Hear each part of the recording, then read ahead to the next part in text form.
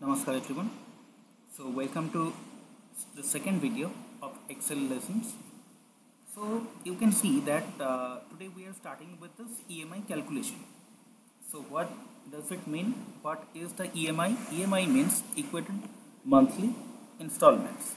So that means what the thing is that in a realistic scenario, let us imagine you have taken an educational loan from, let's say, ICICI Bank worth of rupees 10 lakh, and let's say the rate of interest if it is 10% and the duration of payment, that means for the time frame you are going to be paying the installments is going to be 60 months.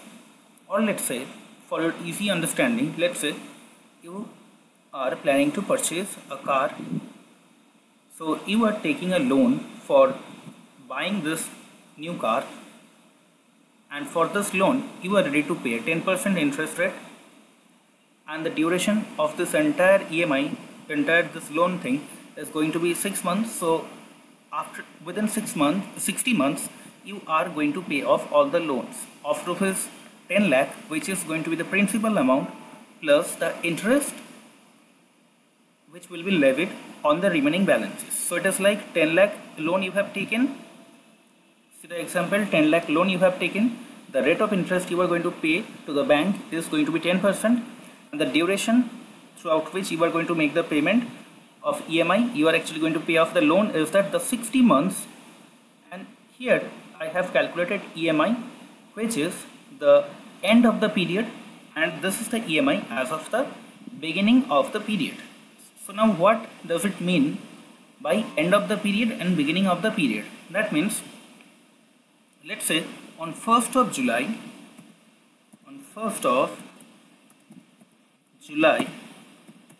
2022, you have taken one loan. Let's take this example that on 1st of June 2022, you have taken a loan. On 1st of June 2022, you have taken a loan. So end of the period or end of the month, that means you are going to make the payment, or you are going to pay the first installment when? At the end of this month, that is when?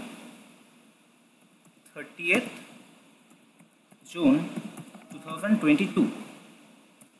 This is the end of period. This is the end of period. Let me zoom in so that you can see it properly. So this is end of period. And now what is the beginning of period? That means you have taken a loan on 1st of June 2022, and you are paying your first installment on which date? On the first day itself, that is the beginning of period.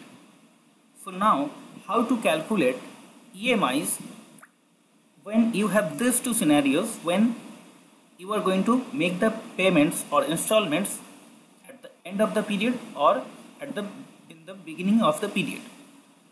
So what it is going to be, how the calculation would actually look like. So here let me explain the formula first to all of you, then we will show you the calculations, how to do it using the formula PMT, and then we will make such a EMI schedule for end of the month and for beginning of the month. Then there is some labels given here. You can see using the developer tabs we have developed some tools here to make it look like an automatic calculator. So we will teach that thing also to you. So now let us see.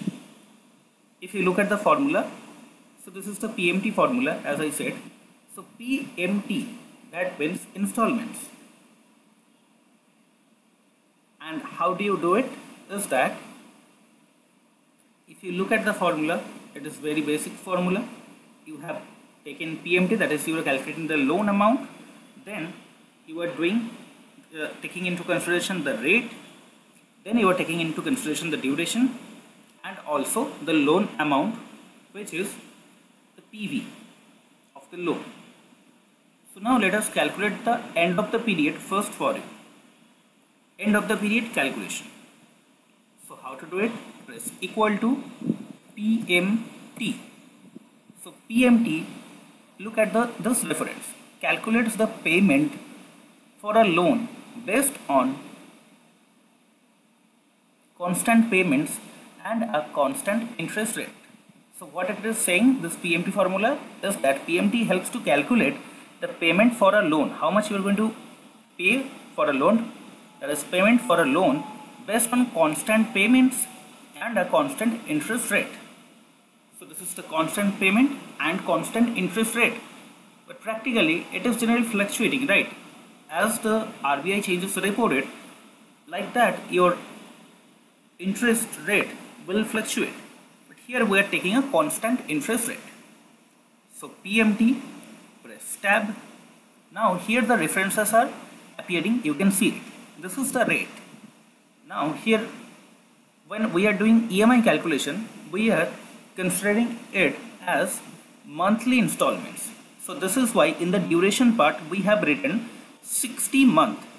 So we are considering it as a monthly EMI. So 60 month we have taken. So if it was, let's say, an yearly installment, then what we would have taken? We would have taken it in number of years. And if it was a half yearly, then we would have done number of years multiplied by the number of installments. That means in a year it is going to be 2 installments. So for 5 years it is going to be 10 installments. So 10 6 monthly installments. Or if it was a quarterly payment, then here we would have written 5 years multiplied by 4, that is 20 quarters. But it is a monthly installment, so 5 years multiplied by 12 months, that is 60 months. So when this is in months, that is the duration period is in months, so what we are going to do is that we have to divide this rate of 10% by 12 as well. I think you guys are already aware of those compound interest formulas, so we have derived this PMT's formula from that same compound interest formula. So this is rate, I have taken D4, which is 10%, we are dividing it by 12. Why 12? Because this is a monthly installment, comma, in par. You can just look at this formula, this reference. So when we were working with the rate, then this rate part, RATE, was highlighted and it was in bold format. When I pressed comma, then it shifted to N par, that is number of period. So what is the number of periods? It is 60 months.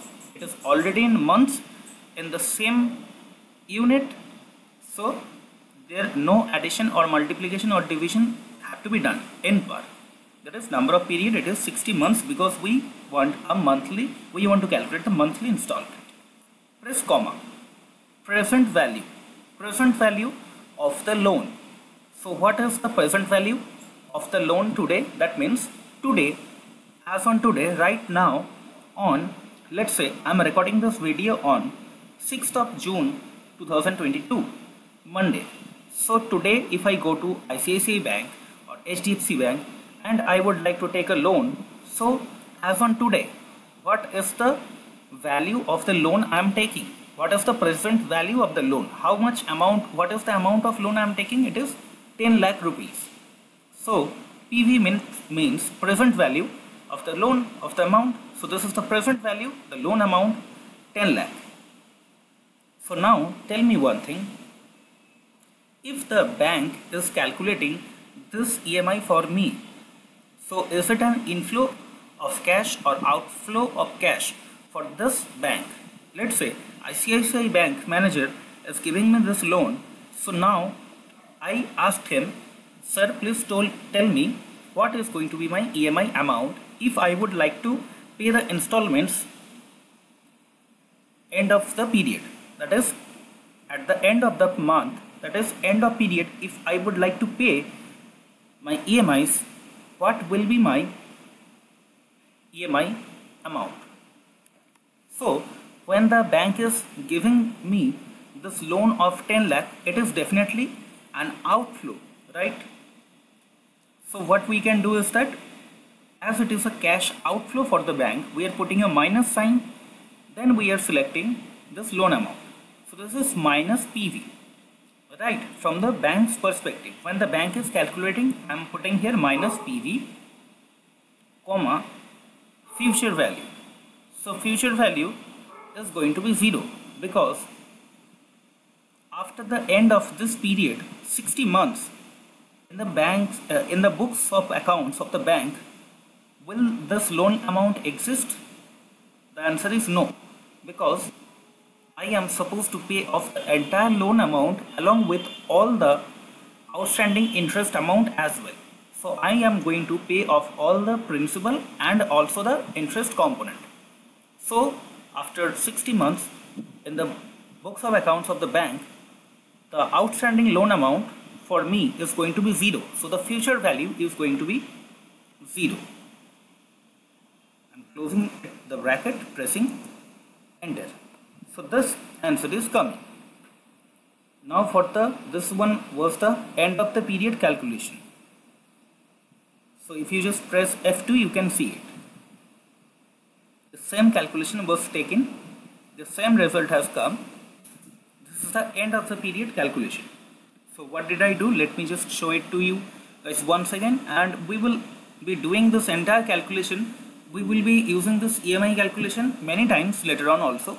So this is an important function. So we should definitely learn this thing very carefully, because we will be using this formula again and again at many places. So what I am doing is that I am pressing equal to.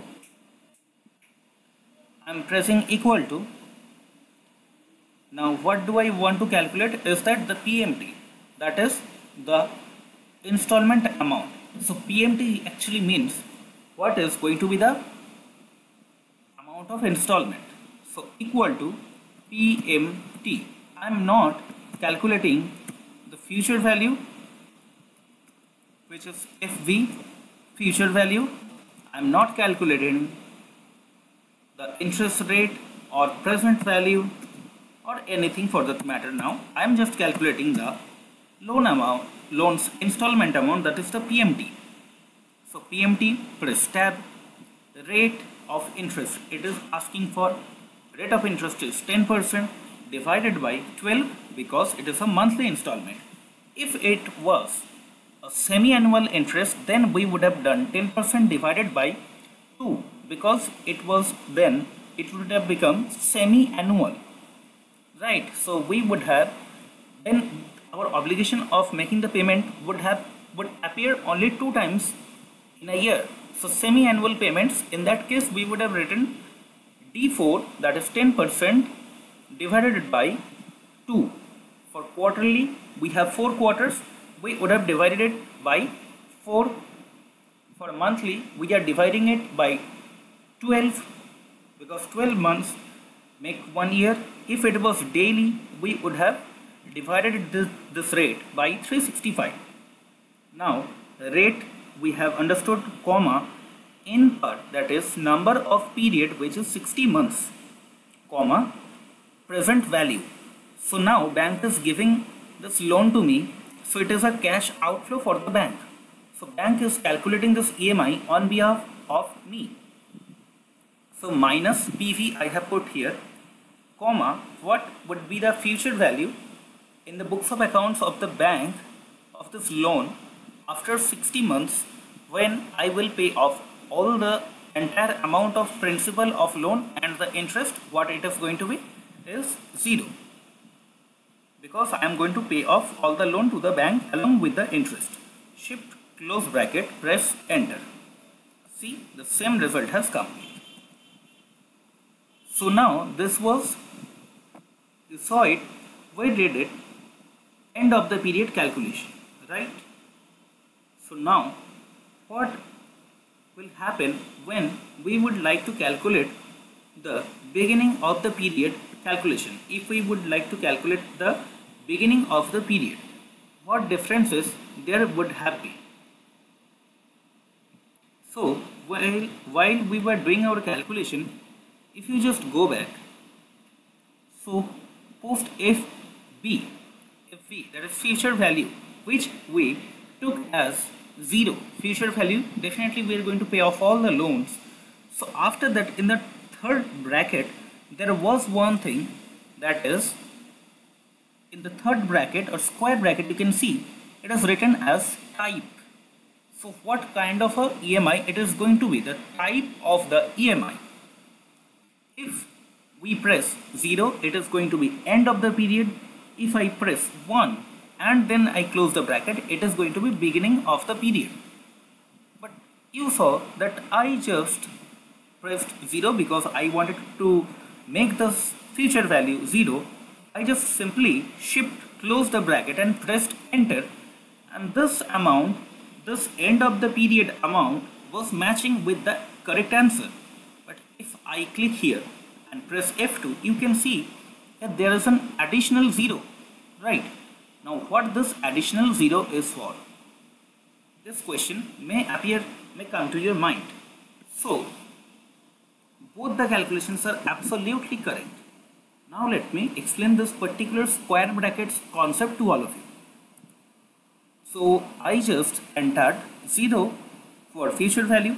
So there was still a small element of the formula left, which was future value in square bracket, comma, there was another square bracket where there was type. You can see it probably, or probably it is too small for you to see, but if you are doing this Excel workout with me, then you can definitely observe it. In the square bracket, it is type is written here, right everyone? So press comma, if the future value, press comma. Now just look at it very carefully, this thing is very important.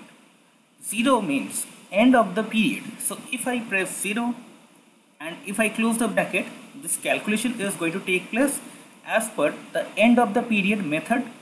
That is, we are going to make the payment of the first installment at the end of the period, that is end of the month.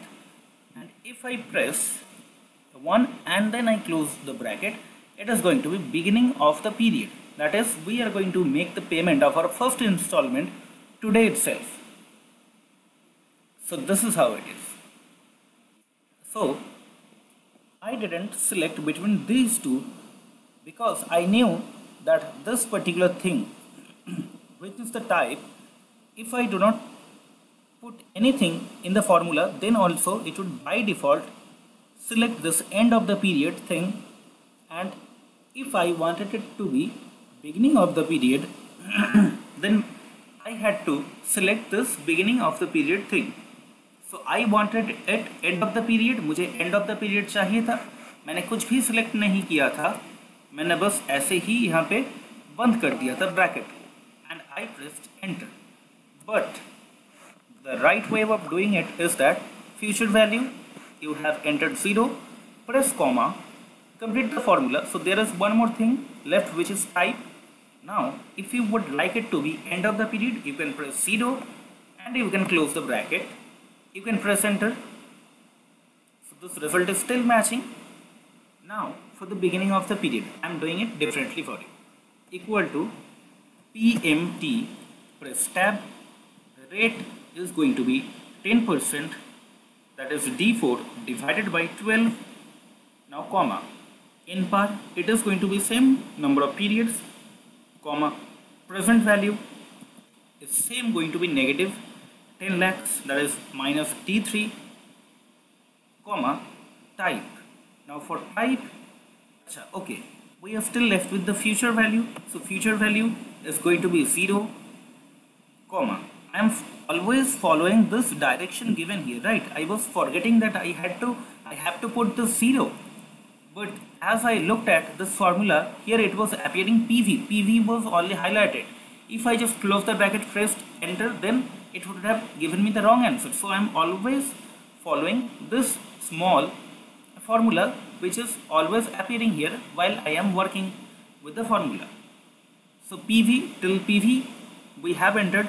Now comma, what is going to be the future value it is going to be 0, comma, type it is going to be beginning of the period. So like that, you can, using the arrow keys, you can select it and press tab, then it would get selected, or manually you can press 1 and you can do it. So as I have pressed 1, still it is showing 0 as selected, but you don't have to be worried, as we have manually pressed 1 and we are closing the bracket, so it would calculate the beginning of the period thing only. Press enter and see, this is matching. So this is the beginning of the period and end of the period calculation. Now here I have written as my capacity of paying loan is 25,000 per month. 25,000 per month. This is my paying capacity. So that means, what does it mean? Let's say I earn a salary of 1 lakh rupees. I have my household expenses, I have my savings, I am making investments and everything. I'm well to do and I'm planning to buy a car now, and I can pay the EMI of 25,000 rupees per month. The banker told me that if I take the loan of 10 lakh rupees, and currently the interest rate is 10%, so if I take 60 months to pay off this loan, this is going to be my EMI amount. Now I'm telling the banker, sir, you are telling me that my EMI is going to be 21,247 rupees if I make the payment of my installments at the end of the period, or if I pay it at the beginning of the period, this amount is going to be a bit less. But sir, my paying capacity is more than 21,000 rupees, so I can actually pay 25,000 rupees per month. So is this possible that I can pay off this debt early and get rid of it early? So the banker says, yes, definitely. So if you are ready to pay an installment of 25,000 rupees per month, so then your duration or the tenure of the loan will definitely come down, because you are increasing the amount of EMI paid. So now how to do it? So here you are at the home page. Here is one thing called data. So in the data there is one thing called as what if analysis. Click on it. You have data table, you have goal seek, you have scenario manager. So earlier in the previous sheet, in the cell phrasing, we used this data table, right everyone? We used this data table here. Using data table, we calculated the annual revenue with the scenarios. Now we are going to use goal seek. This goal seek bar has appeared. We are going to use this goal seek to calculate what we actually want.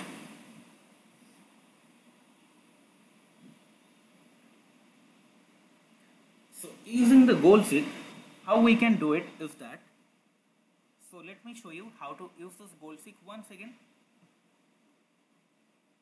Anywhere you have selected any cell, it can be here, it can be here, anywhere, it's up to you. Now click on what if analysis. So you were in the home tab. Now you come to data, you go to what if analysis, click on it, click on goal seek. So you are seeking a goal, you have a goal, you would like to reach to some point. So what it is going to be actually?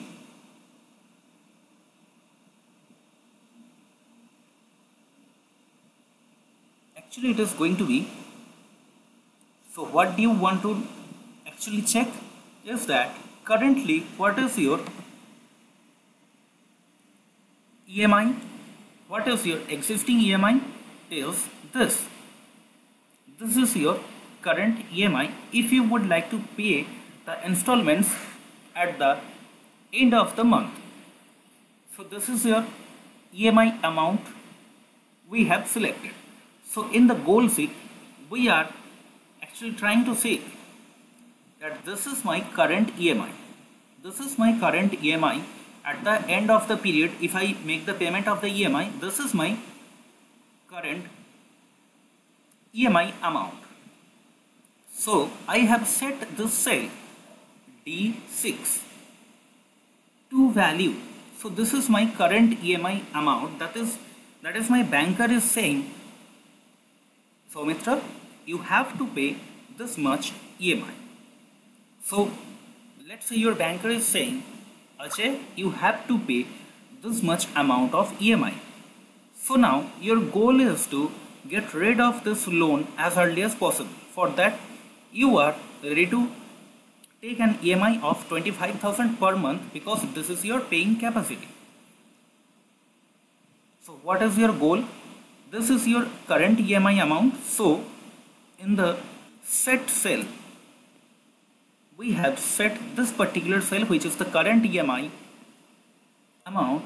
Now go to value. So this is your current value of EMI. You would like to pay how much?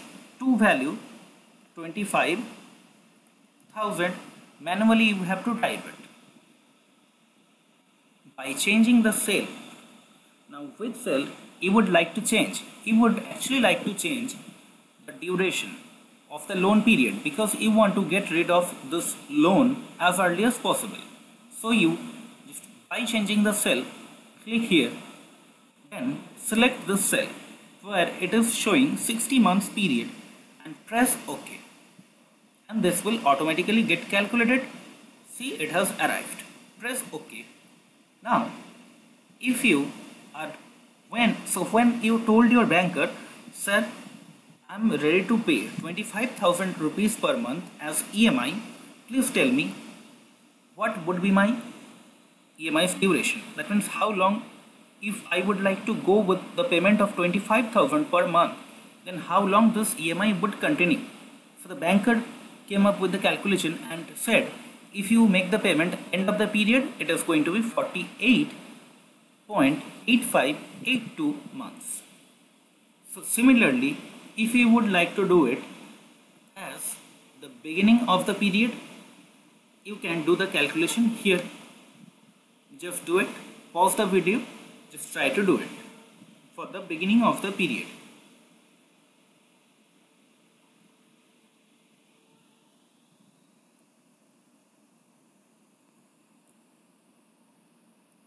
This is the actual value which was there.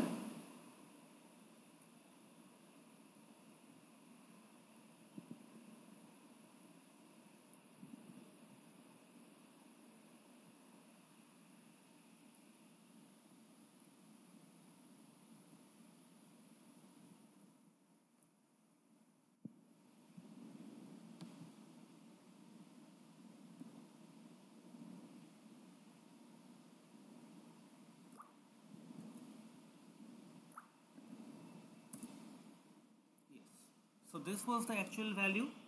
Now please pause the video and try to do it, try to calculate.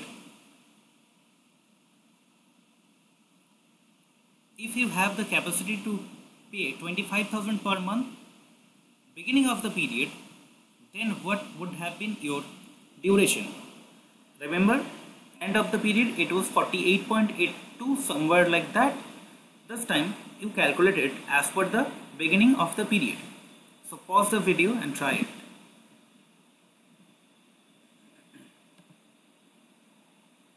So now we are going to calculate it using goal sheet. Set value, which value we are setting? Beginning of the period, to value, what to value? 25,000. By changing value, what? The duration, because I want to change my existing loan's duration. See, the duration has become now 48.3613 months. So this is the changes you can see as your paying capacity changes. So this is how it works.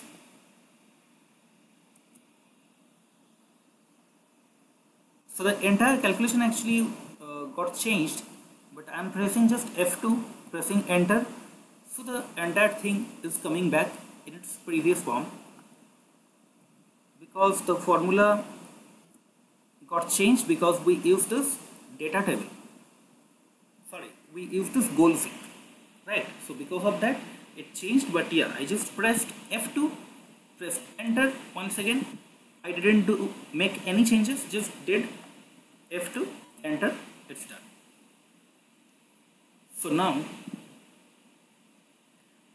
you can see that some 3 tabs are here, right? 3 tabs are given here, you can see. Now what is the purpose of these 3 tabs? So you can see this is to increase or decrease the loan amount. Well, that this one is not really our point of concern now. Our main focus is on the duration part. So if I increase the duration by 1 month,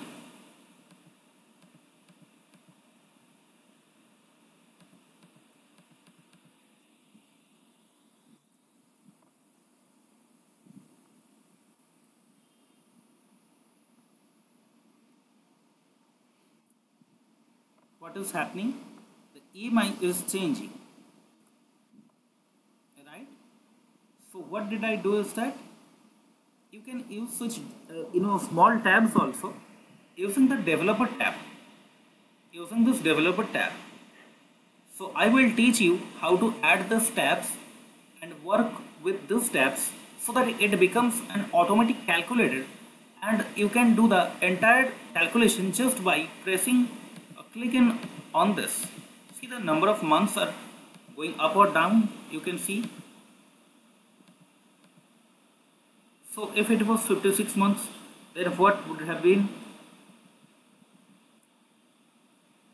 See, this is how the calculations are changing.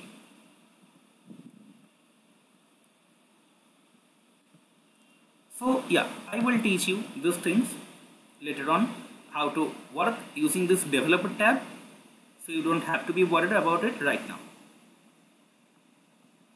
Let's take it back how it was earlier.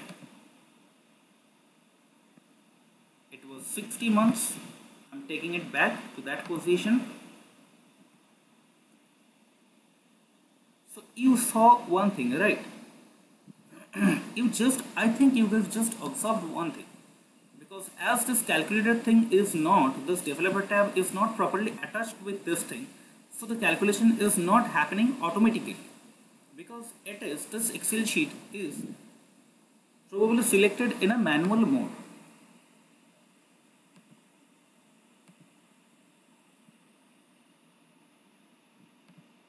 Yes, it was set in the manual mode. Let me show you what I actually did. You should be even slowly you should even learn how to handle this kind of things. So there is one thing called file. See, home, developer, insert, page layout, formulas, data, reviews, view, help, all those ribbons are given here, and here you have this thing, file. So if you just click on the file part, go to see home, new, open, info, save as, print, share, export, publish, close, account, more.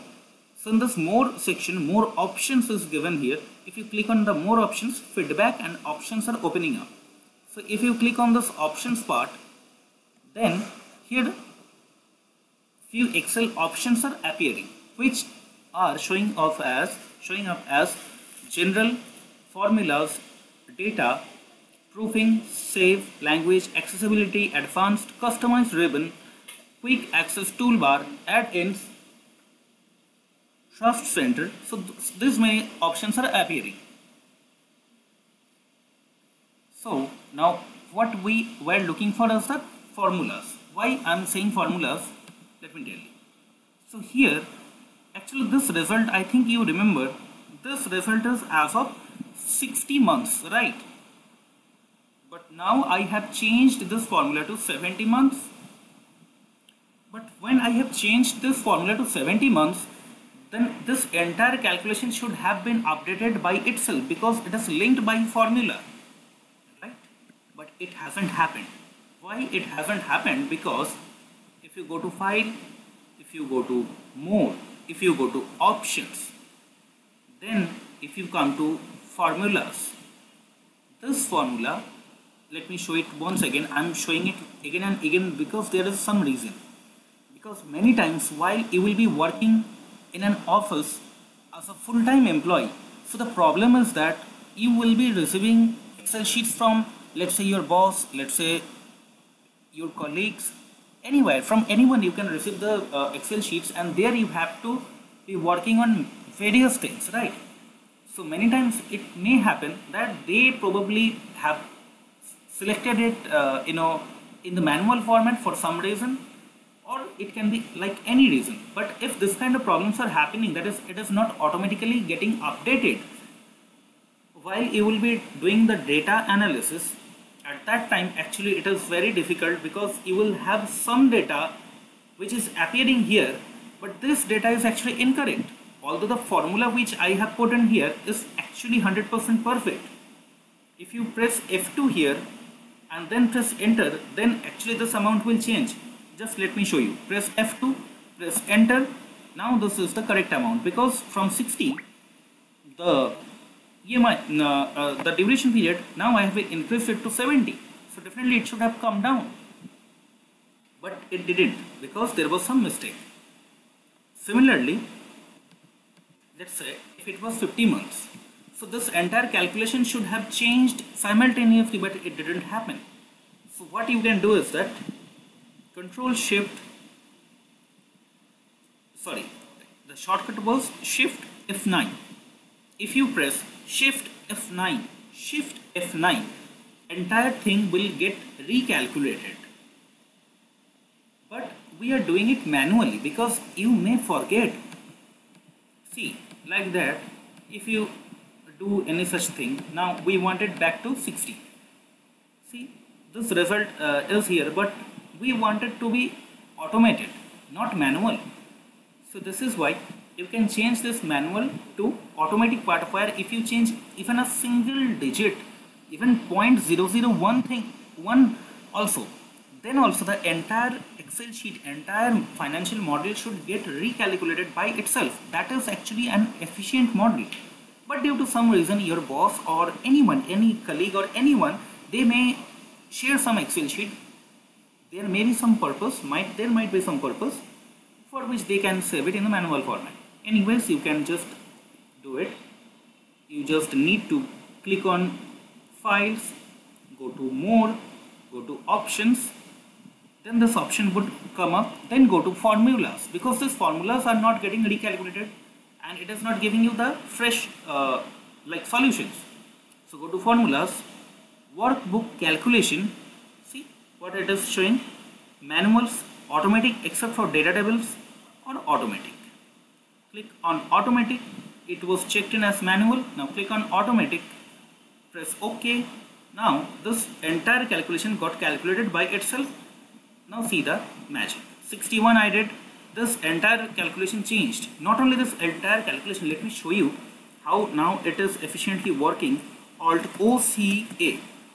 Okay, I showed this shortcut to all of you guys in the previous session. I think you guys, if you guys have forgotten, I'm going to help you. No problem. See, this is showing us hash. So just shift right arrow key, selecting these things, Alt OCA. Now you can see it, right? Anyways, so now we are taking it back to 60. Well, I showed you about the manual and automatic thing, but the main purpose of this was not really that thing. I wanted to show you something else which I told you. Now I will do that. Is that this thing? I was pressing here, right? I just pressed here.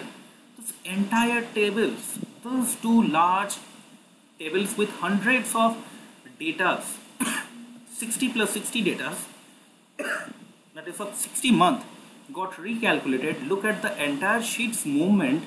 If I just press here one time, and if the duration goes up by 1 month, this entire end of the period, beginning of the period, here the end of the period, all the tables calculation are getting updated at once. I'm pressing here. Look at it. It will become 63. This amount will come down from 20,718 and 20,547, and all these calculations will change. See how it is happening. So this is the efficiency of Excel. Now how did I get it? Let me remove this for you guys right now. Let me just let you work with this only one thing, just only one tab. I'm removing this thing also. It had something to do with the rates and loan amounts. So it was like an entire calculator that I built here. So if you just like click on it, the entire loan amount would change, rate would change, duration would change, but it's a bit difficult to teach all these things at this moment, so I won't teach it to you right now. 10 lakh, back to the main calculation. So how did I get it? How did I make this thing? So here you will see something new on my ribbons, right? So generally it happens: home, insert, page layout, formulas, data, reviews, help, review, view, help. But here is a tab called developer tab. From where did I get it?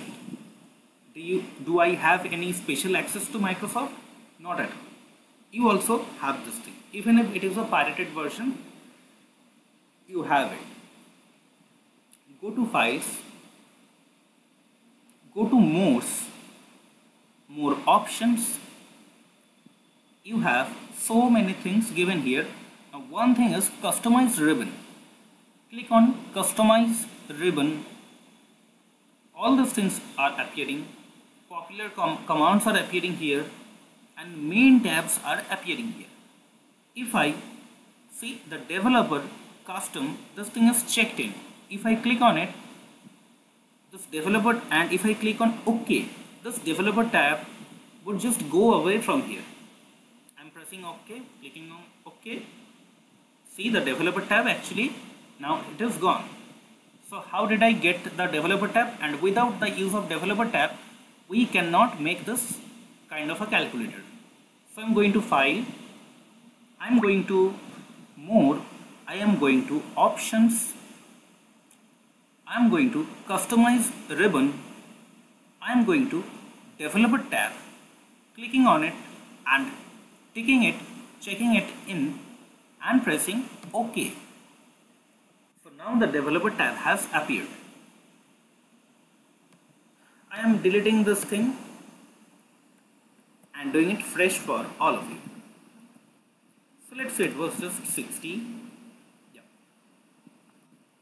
So we wanted to build such a calculator. How to do it? I click on developer, I click on insert. So there are two things called form controls, active X control.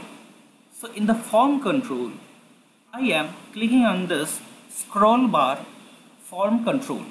Form controls and active X controls are given here. I am just clicking on this form controls scroll bar. Click on it. This small plus sign would appear. So just parallel to the 60-month thing, you can draw something like this, like a tab, and just leave it. Now right click on it, you need to select it, then Yeah, why it is not happening? Just a second.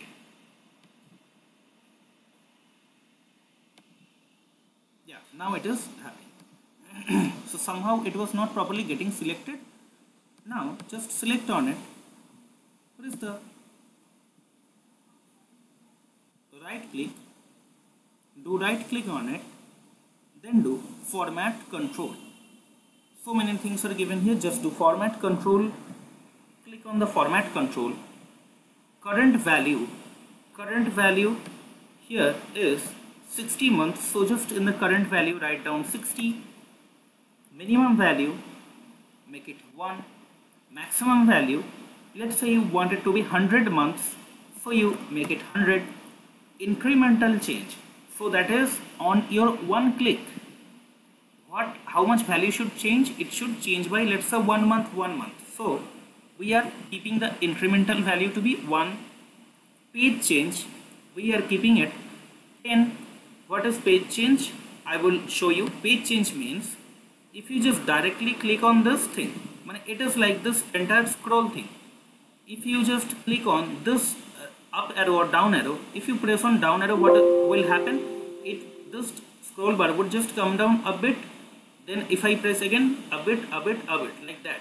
But if I press here in between the scroll bar, it would come down very fast. So it is called as page change. So page change, I am keeping it as 10 months. That is, it would be like 20, 30, 40, 50, 60, 70, 80, 90, 100 months, like that. And incremental change means if I click on this right arrow or left arrow, it would change the value by 1 month only. Cell link. Now it is asking me to link any particular cell. I am linking this duration cell here. Pressing OK. Now it is showing us 60 months. Look at the calculations, how it would change. So just click on somewhere else. Now it is ready to use. So this hand symbol is appearing. Press on it. It will become 61. Okay, it is becoming 62 because it is like very mobilized thing. Now it is 61. I have pressed on it carefully just one time. It is 61. See, the EMI amount has changed. If I click on it, it will become 62. Then EMI amount would further come down. As I told that it is not very much perfect, and the mouse click and our clicking pressure thing is not so good. So we have to just somehow click on it. Yeah, just one small touch. I'm doing it on my laptop pad, so it is like sensitivity, it also differs of the device pad. Anyway, so this thing is changing. You can see if I click on it once, 65, see the EMI amount has come down. Now page change, if I click on it here slightly, just one time, it would become 55 months, and this EMI amount would go up drastically. Oh god, it has gone up like anything. But see, you can see the differences, right? This is 55, 75 it is showing, 65 it is showing. This is the problem actually. This is not a very perfect device. It keeps happening like that, but yeah, it is like, I understand. I think that you have, understood the way of doing it, right? But here you have, this is the change of duration. It is now very good. Like, it is like, you have made a machine. Even if you were a finance student, probably you are thinking like an engineer right now, which it actually is. It's okay. But now we could have made the same developer tab. Using the developer tab, we could have developed such a tab for rate also and for the loan amount also. But it is a bit difficult. So that is why we won't be using the developer tab right now. I won't teach you how to work with the developer tab on rate and on loan amount. Why it is so? Because it would be a bit difficult. I will teach those things to you later when you get to learn more things. थोड़ा और maturity बढ़ने दीजिए, उसके बाद सिखाएंगे. It's all right. चलिए. Now this EMI table. This I have to teach you. This is the EMI table. I'm starting it from 0. So EMI table, Let me just, this is the end of the month, this is the beginning of the month. Let me just show you how I have taken the references. So EMI, this is end of the month. So EMI end of the month, I'm going to the EMI amount of end of the month. This is interest component. Interest component. How much? Principal. What is the principal amount? What is the outstanding amount? Right. And this is for the beginning of the month. So this is the EMI amount I have included here. Now, what would be the interest component here? You are going to pay the installment when 1 month after the starting date, that is end of the period, after the 30 days. So now you are paying this end of the period EMI. So what would be the interest component of this? You have to find it out.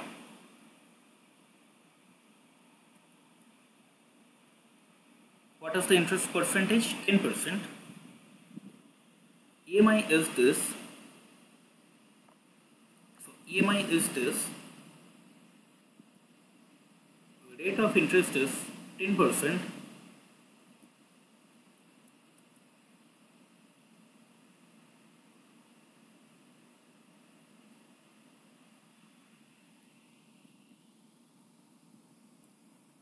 You have to calculate the interest amount here, which is included in the EMI. So let me just explain this thing first. So this EMI includes principal as well as the interest component. You have to differentiate between these two, interest component and principal amount. You have to make these things separate, and then you have to eliminate this thing, this principal component, from the outstanding principal amount. So like that it would go on. Try to calculate it first by yourself, then I will show you. This is the interest component you have to calculate.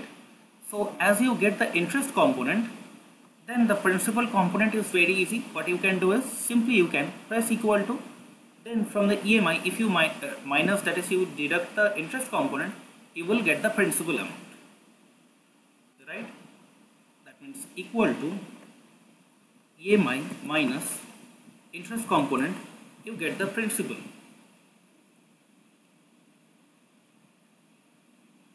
So let's try to do it. So how to calculate the interest component? Try to first calculate it by yourself.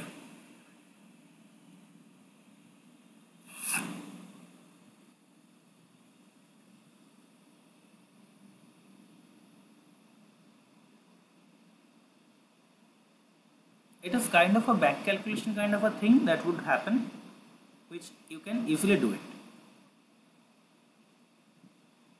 You can make such a column here. Till then,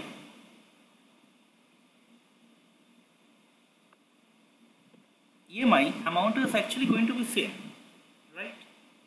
So you can just copy down this thing. It's alright, I will do it, no problem. You try to calculate this interest component here.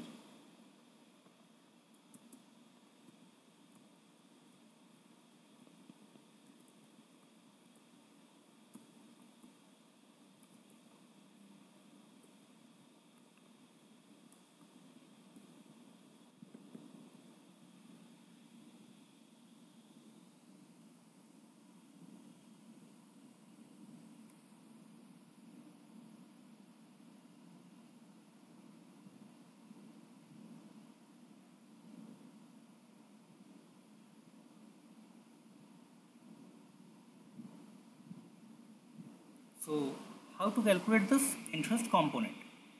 This is the EMI amount. EMI amount you can see.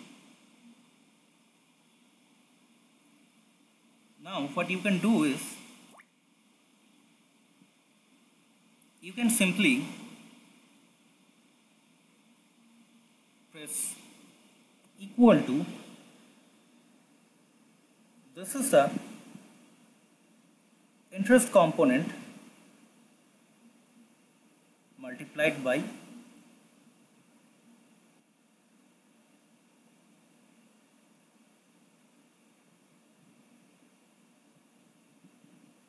rate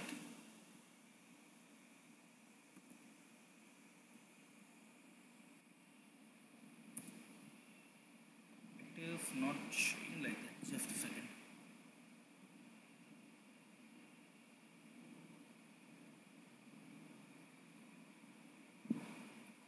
Oh, sorry. I was taking a wrong amount. Sorry. Equal to. So for the first loan, actually, I actually told you a wrong thing. My approach of calculation was actually a bit wrong. So this is the correct way of calculating the thing. So you could have actually taken it from the EMI amount also, but actually this thing would be much easier. So equal to, this loan amount is given here.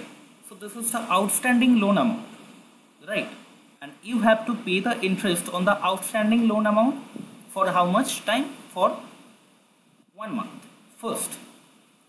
So this is the loan amount multiplied by 10% divided by 12. So this becomes your interest component, and this becomes your principal, and outstanding would become, in that case, outstanding will become this thing minus the principal component, which becomes this. Let me explain it once again. I think I made you confused in this thing earlier. So I have just taken down this EMI things all along till the 60th month.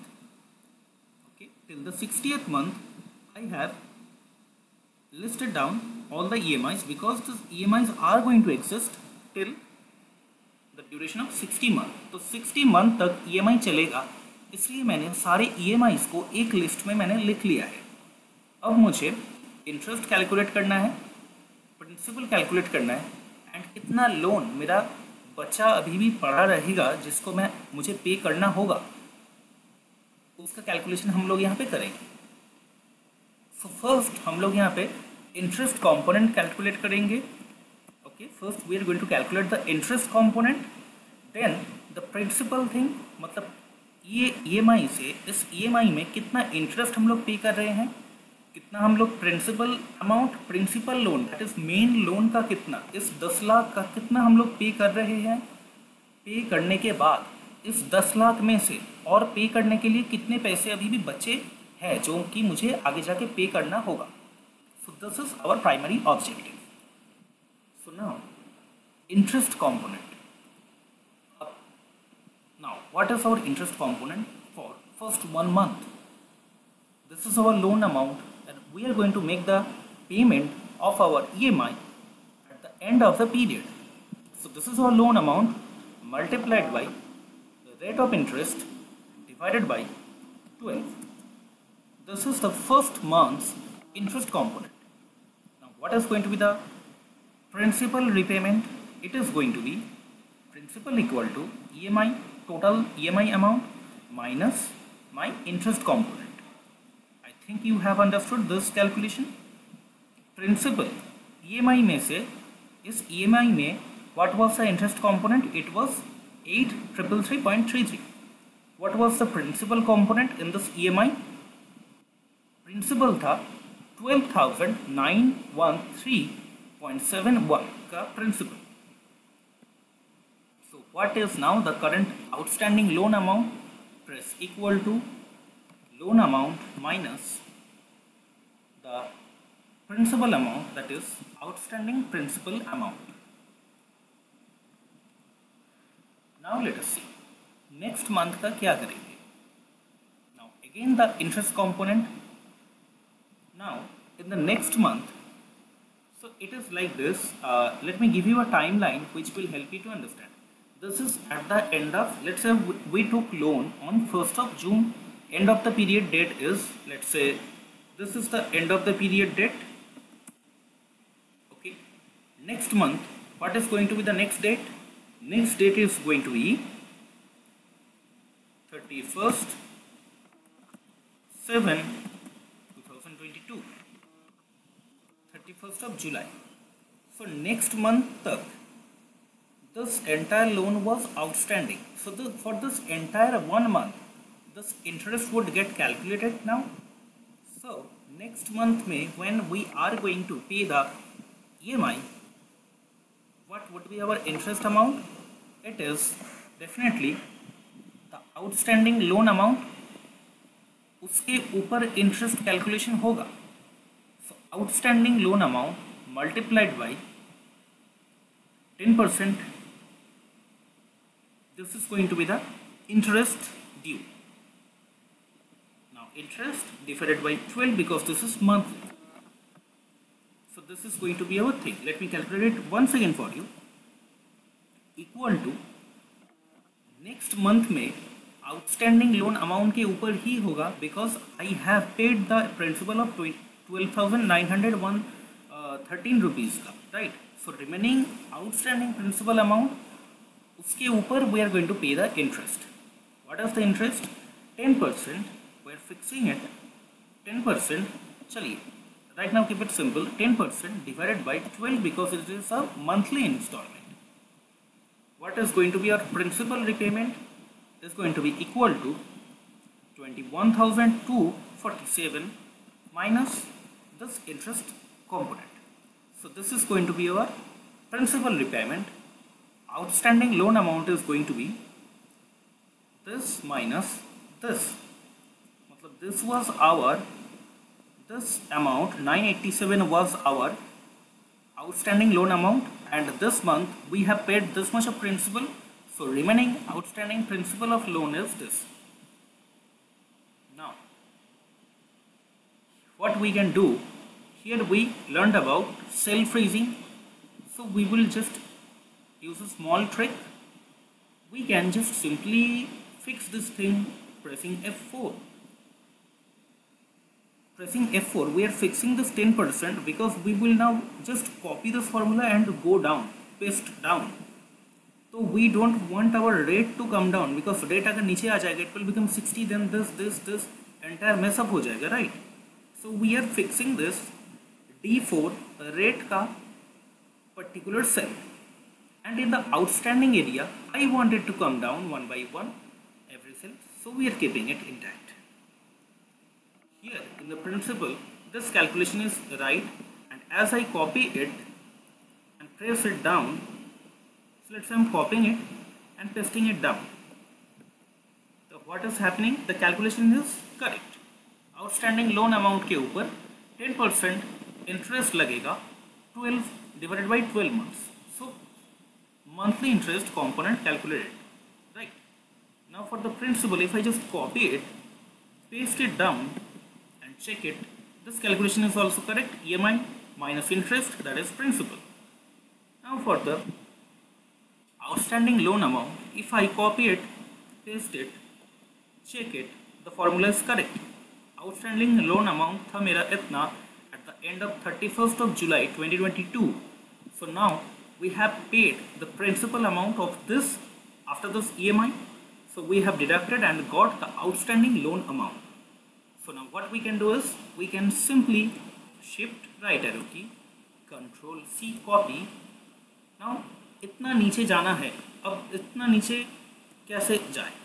मतलब you have to still go to 57 more cells, right? If let's say you had 1000 cells, तो क्या ऐसे ही Control C करके then ऐसे ही दबा के बैठे रहे थे आप लोग? No, that is too ridiculous.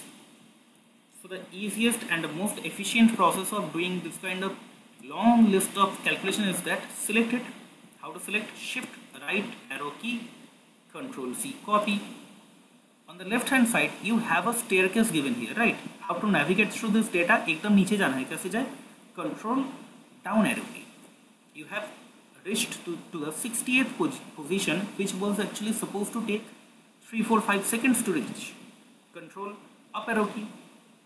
एक भी second नहीं लगा. We are here at EMI place. So what I am doing is that I am just copying all these formulas by pressing Shift right arrow key, Control C, going here, control down arrow की एकदम नीचे आ गए, यहाँ पे shift right arrow की, control shift up arrow की, पूरा चले गए ऊपर, control we, nothing else, just control V, right? Just see this entire calculation has correctly been done. Press F2 to check whether it is correct, right or wrong. See, it was supposed to EMI minus interest component is the principal and outstanding loan how much? 920 minus 13,573. This is the correct answer. और नीचे जाइए, just click on it, principal, see this minus this is correct. Then here again it is, if you check, press F2, this into 10% जो कि एकदम ऊपर है, self fixed है, divided by 12, all correct. Now if you just scroll down a bit, here you have the judgment point where you can actually judge कि whether your calculation of the entire table is right or wrong. How to do it? So here we said, while we were doing our calculation here, we were doing this EMI calculation. So you remember that FV future value? See, this FV future value is getting highlighted here, right? So future value, we said we will pay off all the loan amount at the end of 60th month. So we have actually paid off the entire loan amount after 60th month at the end of the period. So if the future value was supposed to be 0. So if our calculation is correct and we have paid all the installments correctly, see, at the end of 60th month, outstanding amount has become 0. See, the outstanding loan amount has become 0. Now this is the end of the period EMI. This is the beginning of the period EMI. This is the beginning of the period EMI. So you can calculate it by yourself. I am still doing it for every one of you. But the final checkpoint is that at the end it will definitely become 0. Now I am doing it, all of you. Keep doing it with me. Press equal to connect the EMI, beginning of the period EMI. Press F4. I am pressing F4 because I want it to be fixed here. You can do it, you cannot also do it, it's up to you. So here I fixed it. I am also fixing it because if I drag this formula, I do not want it to get dragged on somewhere else. So now how it will be helpful? Let me show you why I was fixing it. Press equal to beginning of the period EMI was 21,071.45. Pressing enter. I am just pressing F4 to fix it. Okay. Press enter. Now Control C copy, left arrow key, control down arrow key, right arrow key, shift, control shift, up arrow key, control V. All the EMIs we have already linked. All the 60 cells ka EMI we have already linked in a just matter of 1 second. Right everyone? This is interest component, but we cannot see it, we cannot read it because it is, the cell is in a suppressed manner. So Alt O C A. Now interest component, this is the beginning of the month. Month के शुरुआत में you are making the payment right now. Here what you are doing is that at the beginning of the month you are making the payment. At the beginning of the month when you are making the payment, तो आज ही loan लिया आपने 1 तारीख को, आज ही loan लिया आपने 1 तारीख को, आज ही आपने डाउन पेमेंट दे दिया. अगर आपने आज ही 10 लाख का लोन लिया था और आज ही अगर आप 21,000 रुपीज़ का डाउन पेमेंट देते हो, तो वो आपका, एक चीज़ बताइए, वो आपका एंटायर लोन अमाउंट से डिडक्ट हो जाएगा कि नहीं? एंड एक दिन का आप अभी लोन ले रहे हो after paying the down payment, after giving the down payment, तो उस अमाउंट पे क्या कोई इंटरेस्ट कैलकुलेशन होता है? You are taking the loan today and you are paying the down payment amount today itself. So on this down payment amount, is there going to be any interest charges? Is the bank, do you think that the bank will be able to charge you any interest on this down payment? You are taking a loan today and you are paying it today itself, the down payment amount or the first EMI amount you are paying it today itself. Can the bank ever charge any interest on that amount? No. So this interest component is going to be 0. Principal amount is going to be this entire loan amount, EMI amount, and the outstanding is going to be equal to, what was the total loan amount? It was 10 lakh. See, again it is showing hash. So press Alt O C A. Now press F2. This entire loan amount minus the principal repaid. So this is the outstanding loan amount. Now do the same calculation as we did here. It's absolutely same. Beginning of the month, you are now paying the interest. So how to calculate the interest now? It is going to be, see, you just made the payment, you just paid the interest component, you just paid the first EMI on the day 1, right? Alt H is, I'm doing it now, yeah. So you just paid the EMI on the day 1 itself, so nothing is left. It's good. So after 1 month, you now have to pay the second installment, the first date of the month. So how to do it? Press equal to outstanding loan amount multiplied by, you have the interest rate of 10%. I'm fixing this because you know we are going to drag this formula, so we are fixing it, divided by 12. Press enter. You have got the interest component. You have got the interest component.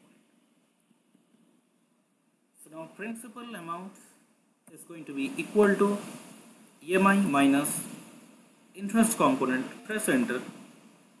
Outstanding loan amount is going to be equal to outstanding loans of previous month beginning minus this month's principal repayment.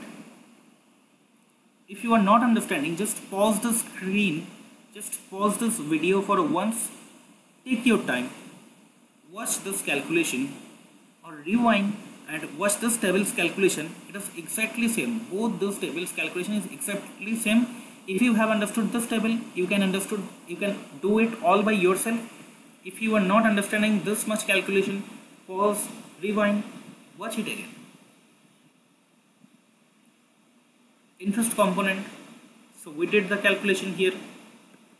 So if we just copy and paste and check pressing F2, is there anything wrong? There is nothing wrong. Now principal, I'm also copying and pasting and it is correct. So outstanding loan amount, copying, pasting, it is also correct. So when all these things are coming correct, shift right arrow key, control C, left arrow key, going to EMI, control down arrow key, right arrow key, shift right arrow key, control shift up arrow key, control V, pasting. See, at the end of the 60th month, thus remaining outstanding loan amount is becoming 0. That means our calculation is absolutely correct. So this was all about the EMI calculation. Now we will do some more work on Excel, that is if functions, some conditional formatting, then few small formulas, few small exercises on if functions, few small exercises on det function, and calculation of CAGR we will do. These if functions are a bit complex but will be really helpful while you will be working on Excel. So this particular thing is very important to learn. Along with that, if function 2, date and CAGR. So these are the most commonly used things we will teach you, which will really be helpful for you. So now we will be learning how to use the if functions. So if you look at this entire set of data, which is quite large actually. So here in the table you can see that we have employee code, we have first name, last name, department, region, hiring date, salary. So this is actually the given set of data. You can see this is just a normal set of data. Like we have some employees in our company, and these are the employees and their employee code, then first name, last name, department, region, hiring date, salary. This is given here. So we have calculated. So it is like, at the year end we are thinking about giving them a hike in the salary in their pay packages. We are planning to give them some bonus. So these are some ordinary things, breakups here given here. How we calculated this DNS allowance? It is very simple. There is a thing given here, 20%. So DA will be 20% of salary. How to calculate these things? You guys already know it, right? So similarly, HRA, how to calculate HRA is given there. Then gross salary is given here. Taxation part is given here. Then net amount is given here. It is post-tax, you can see, and then a bonus is given here. So all the conditions are actually already provided here. If you just go through it, see, bonus would be greater than 20% of salary, it is showing. So how it has been calculated, you can see HRA plus 800 has been calculated. Here also 1200, like that. Now the main part is not actually this one. This is some random figure given here, you can see.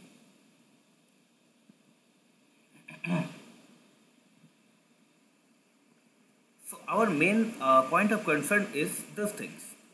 So you can just for now you can skip this part, like DA, HRA and all these things, and you can focus on this thing, because this is what we are actually going to find out, and this is what is actually most important. So you can see these are the conditions given here, like that. These are the situations given here for you, and we have to solve it. So let's say you are working in the HR department of any company, and your boss has said ki, okay, like the promoters or whoever is in the topmost position who decides on these things, like what hike should be given to the employees, salary hikes and everything, like increments, everything is given here. So these are the conditions, and you are asked to calculate these things and present it to the seniors. So this is the work you have right now. You have to do it. So you can see we have used some formulas here for doing many things. So let me just this Excel sheet is already shared with you. So this particular formula, please do it along with me. Please do not think like even if you have done it earlier on, then also please just do it with me, because we are going to use this formula very often. This is a really important formula using if function. So if function is very important function. So please do it along with me. I'm just deleting all the datas that I have calculated earlier on, and you can see that some figures are here highlighted in the red colors and all the stuff. So I will teach that. It is called as conditional formatting part. So I will be teaching that thing as well. Okay, so now let us look at what is the first thing given here. You can see is that salary, if it is greater than 12,000 per month, then 5% of salary increment, otherwise it is 10% of salary increment. So if a person who is working in our company, his salary, that means this basic salary, if it is greater than 12,000, then we will give that person a 5% increment on his or her basic salary, that is this one, you can check, yeah, this one, or else we will give them an increment of 10% on their basic salary. So what is actually supposed to happen is that here if you calculate, so Soma Roy, she is our employee and her salary is 11,000. So technically what should happen is that this person Soma Roy, she deserves an increment of 10% on basic salary, right everyone?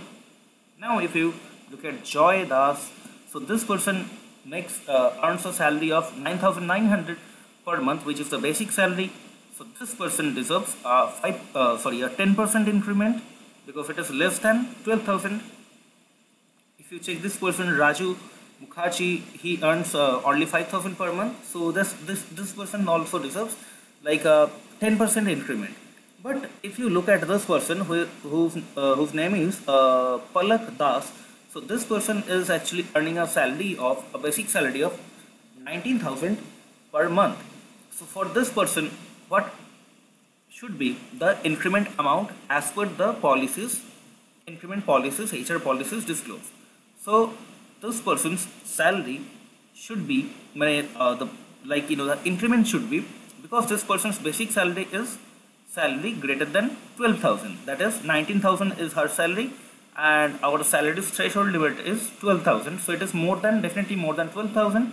So this person deserves a 5% increment on the basic salary, and all those previous persons like Soma, Joy, Raju, these three persons, they deserve an increment of 10%. So Palak Das, she deserves an increment of 5%. Rest, these three people, they deserve an increment of how much? 10%, because their salary is less than 12,000. So now how to put this thing in formula?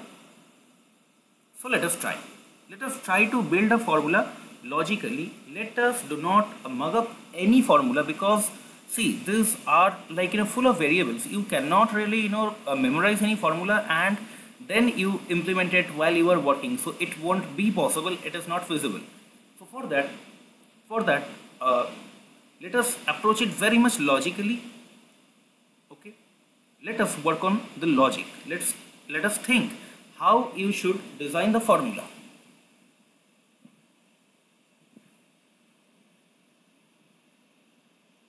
So as it is a sheet, an Excel sheet where we are going to use the if functions, so just simply think how it should actually design, how the calculation should actually take place.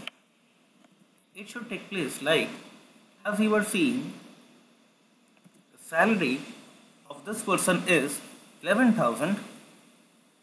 So I'm just referring to this particular number, 11,000. So this salary is definitely less than 12,000. So this person deserves how much? This person deserves 10% of increment. So plus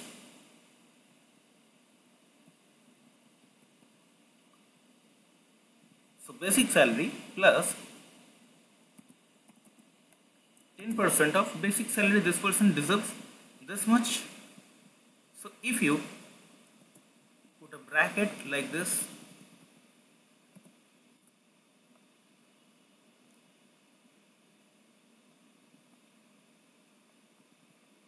not even that, you don't even have to do it, because here we just need what should be the increment. So the increment amount for this person should be 1100. It's very simple. Let me do it once again. What should be the increment amount for this particular person? Press equal to, go to the salary part, and 10% of the basic salary should be increment. We are just calculating only the increment, nothing else, just the increment we are calculating. So now for this person the increment should be 10%. But now for this person the increment should be 5%. Right. Increment should be 5% for this person. But is it possible that you would do all those things like one by one? It is not possible, right? So This is why we can use the if function. So let us approach it very much logically in a very simplistic manner. Just think about the situation. That's all it takes to use the if function. So you tell Excel, you give Excel a command that if this salary amount is greater than 12,000, then how much increment? If salary amount is greater than 12,000, then how much increment? Then the increment should be 10%. If the amount is greater than 12,000, then how much should be the increment? 5%. If the salary, basic salary is more than 12,000, how much should be the increment? 5%. And if it is not so, then how much should be the increment? 10%, right? Very simple, isn't it? If the salary amount, which is here in our case is 11,000, if it is greater than 12,000, that is if it is more than 12,000, then this person deserves an increment of 5% because it is more than 12,000. 12,000 से ज़्यादा होगा तो 5%, अगर 12,000 से कम होगा तो 10% increment देंगे. Press enter. It is showing this thing. That is 10% increment is showing, right? What did I just change? It was 0.1. I just did Control Shift percentage. So this person deserves an increment of 10%, right? Let us do it once more. Let us do it once again. If you get this basic formula only, your like 50% of the job is done. Let me do it once again. Press equal. If you are telling Excel, what is the logical test? So if the salary amount, which is in the cell G4, if the salary amount is greater than 12,000, keep looking at whatever is appearing here in this level. So if the salary amount is greater than 12,000, this person deserves an increment of 5%. But value if true, that means if it is more than 12,000, that is it is 13, 14, 15, 20,000, anything more than 12,000 it is becoming. So if the value is true, then give this person an increment of 5%. But if the value is false, that is if it is not greater than 12,000, but if it is less than 12,000, if the value is false, then give this person an increment of 10%. Bracket close. Press enter. So this is showing this person deserves an increment of 10%. Now tell me one thing. So what should be? So now we have understood that yes, this person deserves an increment of 10%. Fair enough. But what should be the amount of that increment in that case? This person, Soma Roy, she deserves an increment of 10%. Very good. But how much increment this person, Soma Roy, will get? What is the amount of increment this Soma Roy is getting? See, if you just do it like this, if you just drag the formula and do Control D, so it is not clearly showing you anything like who's getting how much of the increment. It is only showing like 10%, 5%, 10, 10, 10, 10, and 5, 5 like that, right? Here also you can see just mostly 10% and few in between are getting 5% of increment. But is it a fair way to judge how much money, how much is the value, how much is the monetary value of the increment? मतलब पैसा increment में पैसा कितना मिल रहा है? Is it somewhere written here? The answer is no. 10% increment मिल रहा है, इनको इनको इनको इनको 5% मिल रहा है, सब ठीक है, बट ऐसा कितना लग रहा है, मतलब कितने रुपए का इंक्रीमेंट हुआ है? अल्टीमेटली पैसा मैटर्स, कितने रुपए का इंक्रीमेंट हुआ है। सो press F2, we will just do a small little editing here. Press F2. So we have got this functioning कि भाई if the salary is more than 12,000, Soma will get 10%. Sorry, if the salary is more than 12,000, Soma will get an increment of 5%. If it is less than 12,000, Soma will get an increment of how much? 10%. 10% of what? 10% of this basic salary. So it is now coming in the percentage term. You can just like do it in general. So the answer is here. Now you know how to encode and decode the formulas. I already taught you. So the value of it, if you just shift and left arrow key, what did I do? I just pressed F2, shift left arrow key, just selected this entire thing, and I pressed F9. It is showing this much. If you do control shift, no, it is not working, it's okay. So it is showing this thing only. So if you multiply it by this amount, it is showing in terms of percentage. If you change it to general, it is becoming 990. So what I was actually trying to say is that 10% of what? 10% of 5,000, this person will get an increment multiplied by 10%. So this is going to be the increment amount. Now, should we be doing all those things like differently in part manner with so much facing hassles? No. We are on Excel, so we can do all those things together at once. So I'm doing it once more. So we are telling Excel, if this person's salary is greater than 12,000, and if this value is true, that is if the salary is greater than 12,000, give this person 5% increment, or give this person 10% increment if the value is not greater than 12,000. Close the bracket. Now 12,000, sorry. So yeah, so close the bracket. Now 5% of what? 5% of basic salary. 5% increment तो मिलेगा या फिर 10% increment मिलेगा, but of what? Of the basic salary. Press enter, you got the amount. Control C, copy. Left arrow key, control arrow down. Right arrow key, control shift up arrow, control V. All the calculations have been done. Now you can check here. It is 100th employee. You can check here also, anywhere you want. So check the conditions. So the increment should be 600 rupees plus 6,000. So it should be 600, but the increment amount should be 600. So it is 600. It is very simple.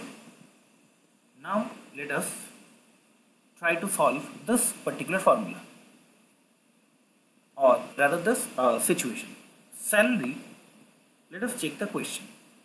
Salary between 8,000 to 12,000, then 10% of the salary, else 15% of the salary. So if the salary is between,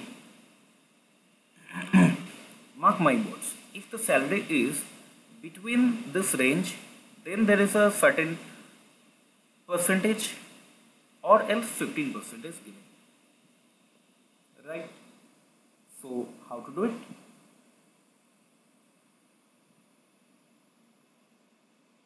This is a bit complex, isn't it?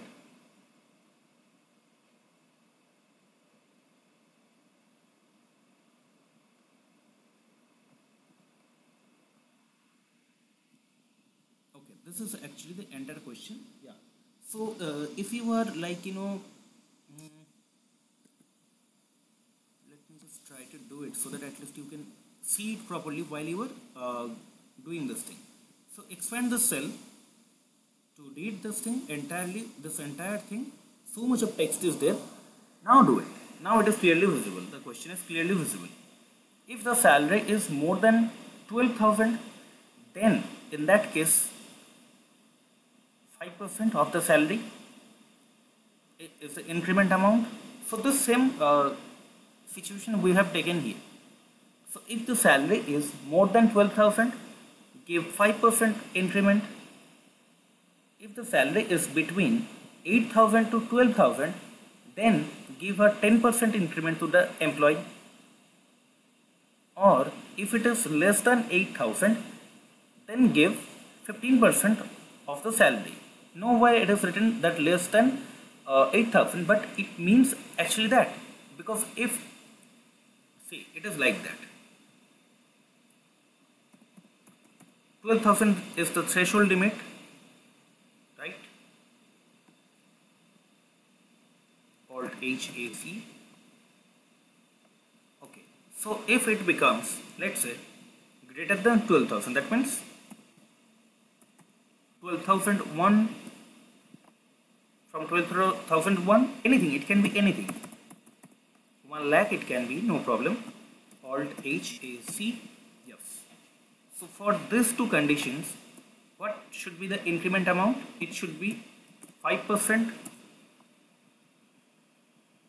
Now for from this level 12,000, now let's say 11,999, and let's say till what point? Till the level 8,000.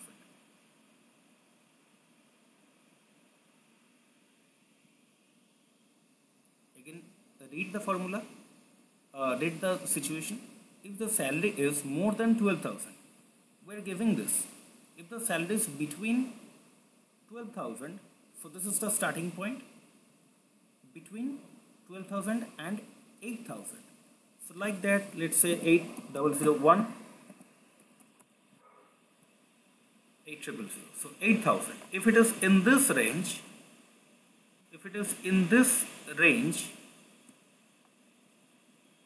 what should be the percentage? It should be how much? Between this range, 10%. Right? I'm just highlighting for your convenience. Alt HH. Let us change the color. It should be like this actually. Alt HH. Change the color as you want. You can use it using mouse also if it is faster for you. Otherwise, these shortcuts are very much important. Now, if it is below 8,000, that means if it is 7,999, from that level, if it is, let's say, anything, 5,000 if it is, then it should be how much? 15%.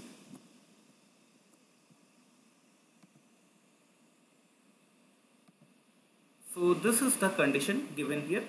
This is the salary slab. This is the increment plan made by the management. So now, how to put this thing in your formula? Let me just cut this piece right now and keep it aside so that you can refer to it while you are making the formula. Right? So press equal to. What we are going to do, we will be using the if formula. Definitely we are going to use the if formula here. And how to use it? Because it is actually a bit complex because we have so many inputs here. So we are putting if the salary is, just look at this, this content. If the salary is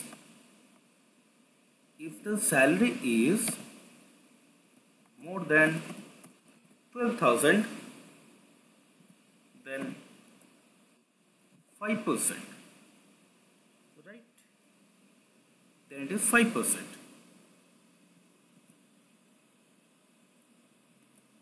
If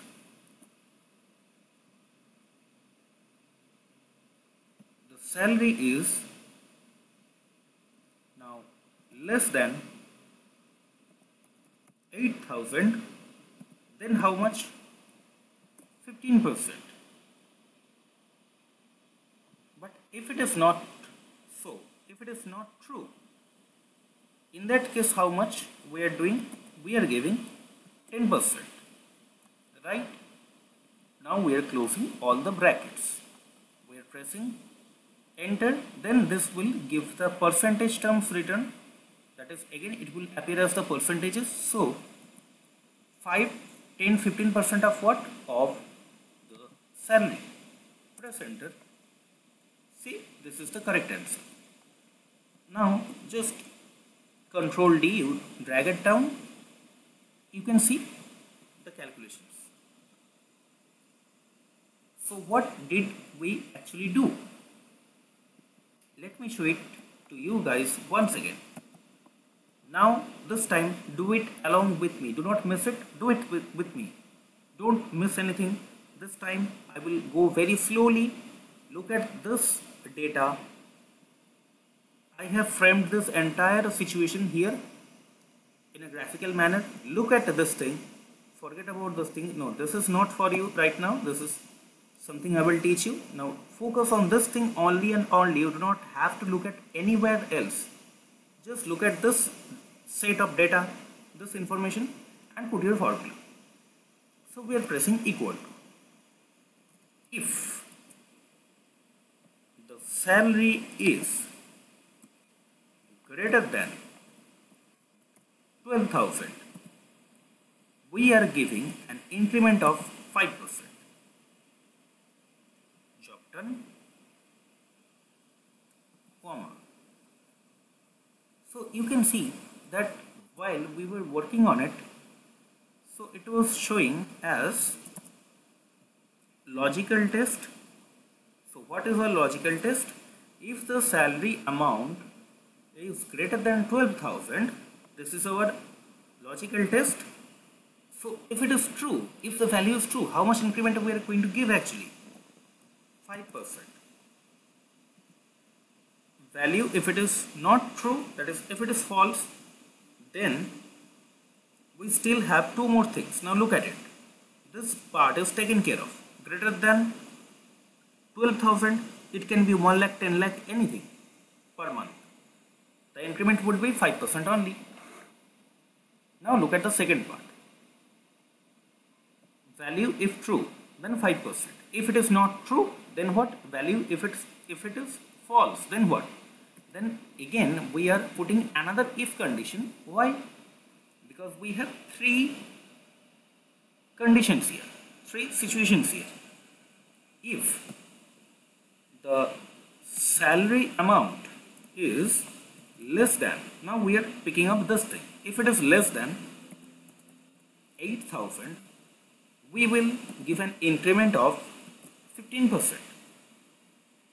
And if it is not true, in that case how much we will do? So this part is taken care of, this part is taken care of. So if it is not more than 12,000, if it is not less than 8,000, then obviously it is going to be 10%. So we are putting it as 10%. Shift close bracket. We have to close this bracket twice because we opened two open brackets. This is the black bracket, this is the red bracket. Red bracket closed, black bracket closed. Press enter. Now this is showing in the percentage terms. Now this 5, 10, 15% of what? 5, 10, 15% of this salary amount. Press enter. Now you can Control C copy, left arrow key, Control arrow down, right arrow key, Control Shift up arrow key, Control V. This is like, using a shortcut, we just managed to make the calculation for all this 100 employees. Then the next thing comes, which is the department equal to admin or sales. Then increment would be this or this. Now look at it carefully. So if the department is if the department is admin or sales, if the department is equal to admin or sales, then how much increment?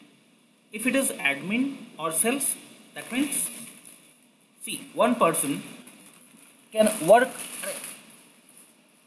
if see, one person can work in a particular department only, right?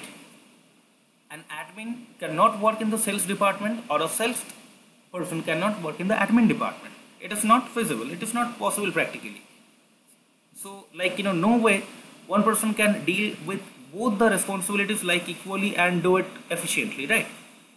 So if it is in the admin department or in the sales department, then how much increment? 2500. Otherwise, let's say if the person is from finance, marketing, CCDs, BDOs, accounting, R&D, video, all these departments, they are going to get 1000 rupees.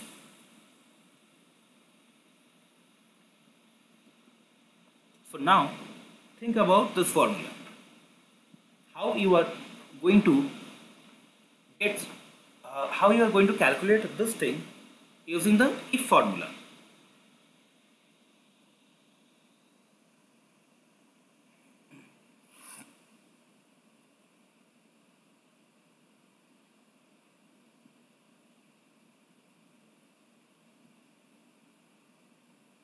So if you just do equal to, see, you can take clues from the formula itself. So this thing is done. I am just erasing it now. Alt H in, this is the shortcut. Okay. So now let's do it.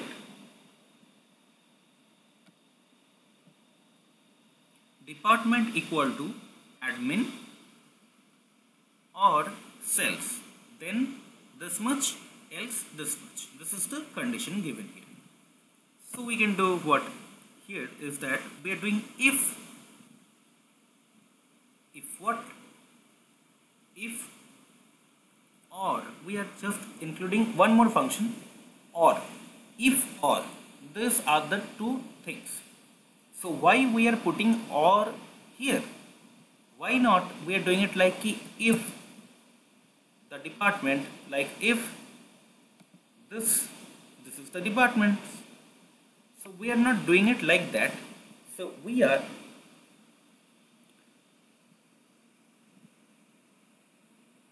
not this one, but yeah, this one.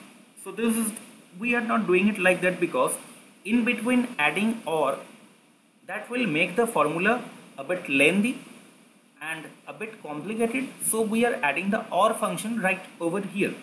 I know that I haven't taken you guys through if and if or formulas yet. So these are the two things you will be very much frequently using, but it's okay. I haven't taken you guys through the if and if or, these two formulas, but I will take you through all these things. Right now we are just including putting this formula if or. Just remember it for now like that. See, if the logical test, why in logical test we are putting or? Because the condition is like that. So after putting the formula you will understand it better. If or, what is our logic 1 and logic 2? See, so many logics are given here, alternative logics are given here. So if or, let's say this department is equal to,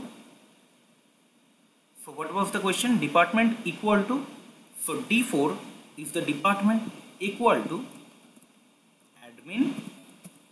I am putting this admin thing in an inverted comma because I have already told you that Excel doesn't recognize the text, it only recognizes the numerics.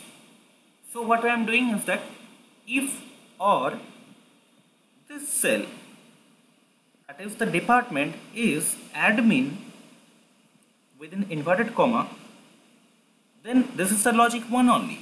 I am putting another comma. This department is equal to cells. These are the two logics.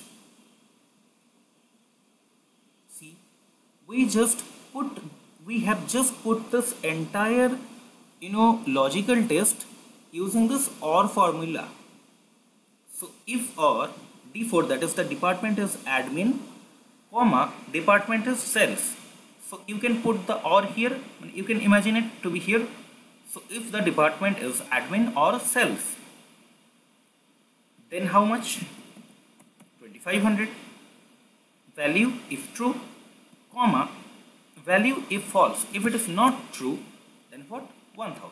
Close the bracket, press enter. Here is your answer. I am doing it once again for you. Now you might be thinking that if we used just a simple if formula like this, if I'm just trying to put my own steps in your shoes and try to show it कि हाँ अगर ऐसा होता तो फिर क्या होता, तो I am ready to do it with you, no problem. तो वैसा करके भी एक्सपेरिमेंट करके भी देख लेते हैं, कोई प्रॉब्लम नहीं, राइट. तो इफ ये department, if the department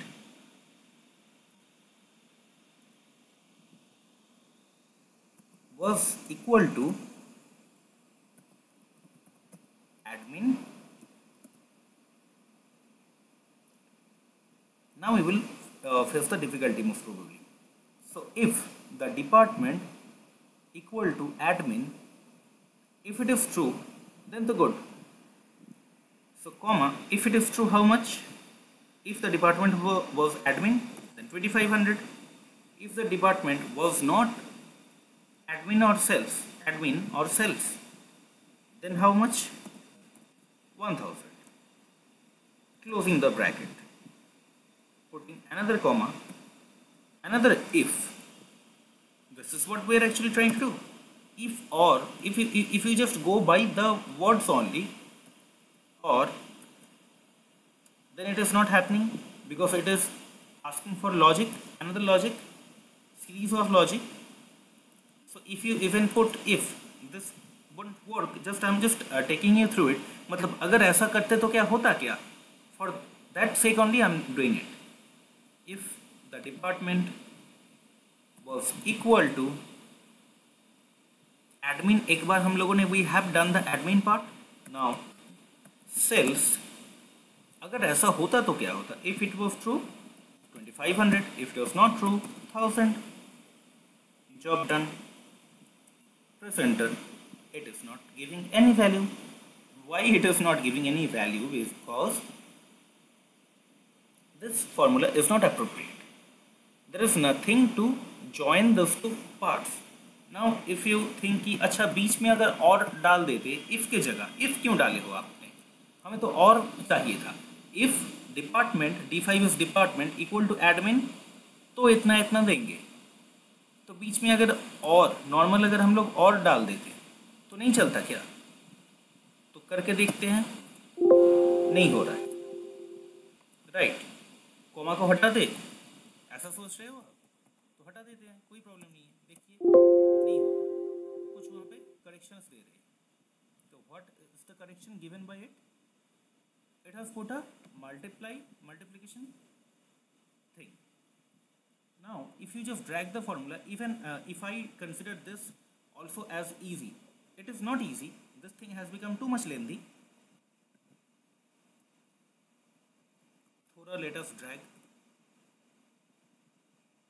So you can see it has given correct value, but it is too lengthy, right? Here you can see 2500 admin, sales वाले कहाँ गए?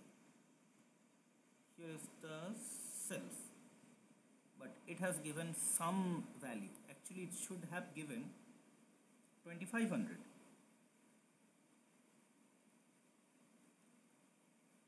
तो यहाँ पे भी नहीं टिका. This is the catch. Only admin का ठीक से हुआ है, right? So this is why, मतलब this formula has even gone wrong. So this experimental formula. So this is why कोई बात नहीं, गलती करके भी तो लोग सीखते हैं ना। तो आपके साथ साथ मैं बैठ के गलत तरीके से भी करके दिखा दिया, सही तरीके से पहले ही करके दिखाया था, एक्सपेरिमेंट करके गलत तरीके से करके भी मैंने दिखा दिया है। अब सही तरीके से फिर से सीखते हैं एक बार। Let us learn it, one second. तो what we are going to do is that equal to if in the logical test part, the thing is that entire जो logical test है, this entire thing is actually the logical test, इसीलिए I just put the or function here। if function पहले ही दे दिया था, or function यहाँ पे इसीलिए दिया because this entire thing was the logical test that it was asking for, if logical test।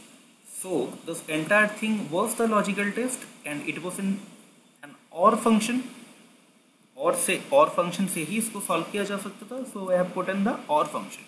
now what is the logic? Logic is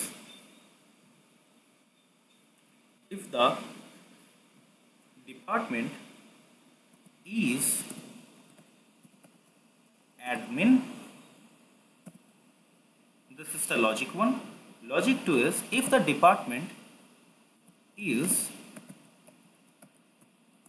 sales, these are the two logics we have put in। तो इतने ही logics थे। अब logics को close करके then what we are doing is logical test हो गया। अब logical test को क्लोज कैसे करते हैं? By putting a comma. Value if true then what? Then 2500। Value if false then what? 1000। Close the bracket, press enter, copy, paste. Now go and check all the setup data. Sales का देखिए 2500 आया है, sales का 2500, यहाँ पे भी sales, यहाँ पे admin 2500। so this calculation is now correct। now we have this one more thing to work on। the region is east and department is admin or sales। let us go there and read the entire thing। yeah, this is the entire question। so region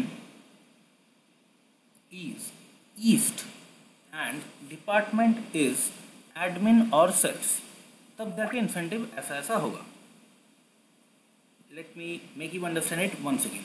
if the region is in the eastern part of India, मतलब one employee who is working in the eastern part of India, तो eastern part मतलब you can imagine Kolkata, Kolkata का कोई employee होगा इस company का।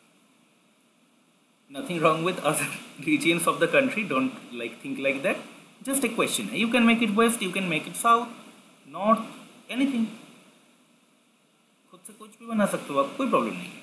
But for now just use this thing only. Whatever condition we have put in वही कीजिए। इसके बाद while you will be doing a practice, instead of east make it west, south, north, anything, make it department like region is east and department is admin or sales। you can make it finance, accounting, CCTV, R&D, anything you want, but उसको बाद में कीजिए। so if the region is east मतलब कोई कोलकाता का कोई employee होगा and वो अगर एडमिन और सेल्स डिपार्टमेंट से हो तभी उनको 1500 रुपये दिए जाएंगे, otherwise we will pay that person 1000 rupees. Okay, so if the region let's say Kolkata, okay we are assuming eastern part as main hub as Kolkata. So if the employee is from Kolkata, is working in Kolkata office and that person is working in sales department as a salesperson or as an admin, then we will give that person 1500। rest सारे candidates को, सारे employees को 1000 rupees दिया जाएगा because probably their performance has been good। so yeah, this is the increment।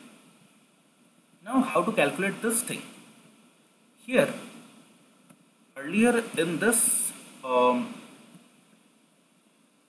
earlier in this example we had or function, if or, if we put the if condition, and what was the thing, department, admin or cells, then this or this.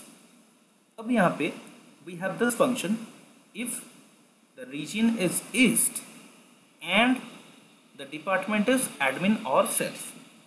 So यहाँ पे we can use if and or, तीनों को ही यहाँ पे we can punch. So तीनों को ही यहाँ पे situation wise we will teach.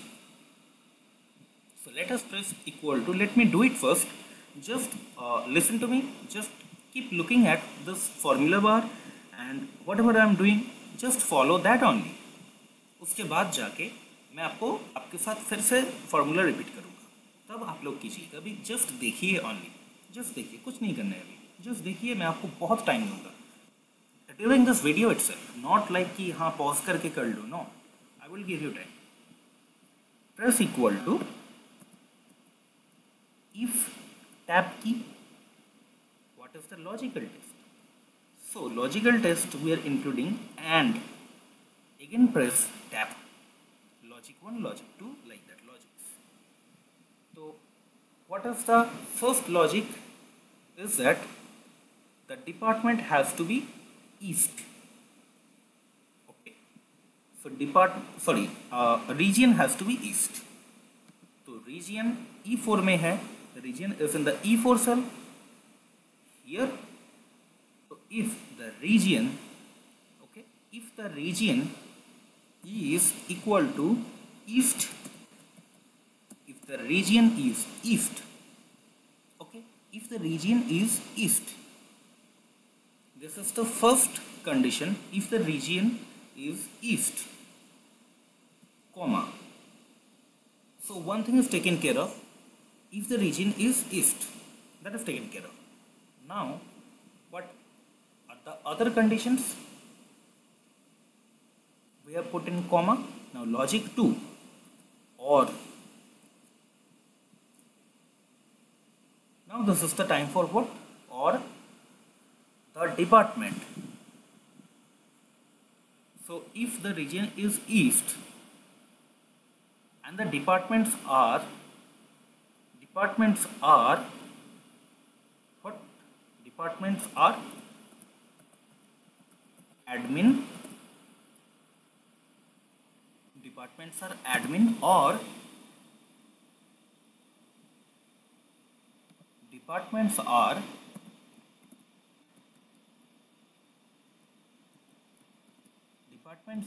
cells. Departments are cells.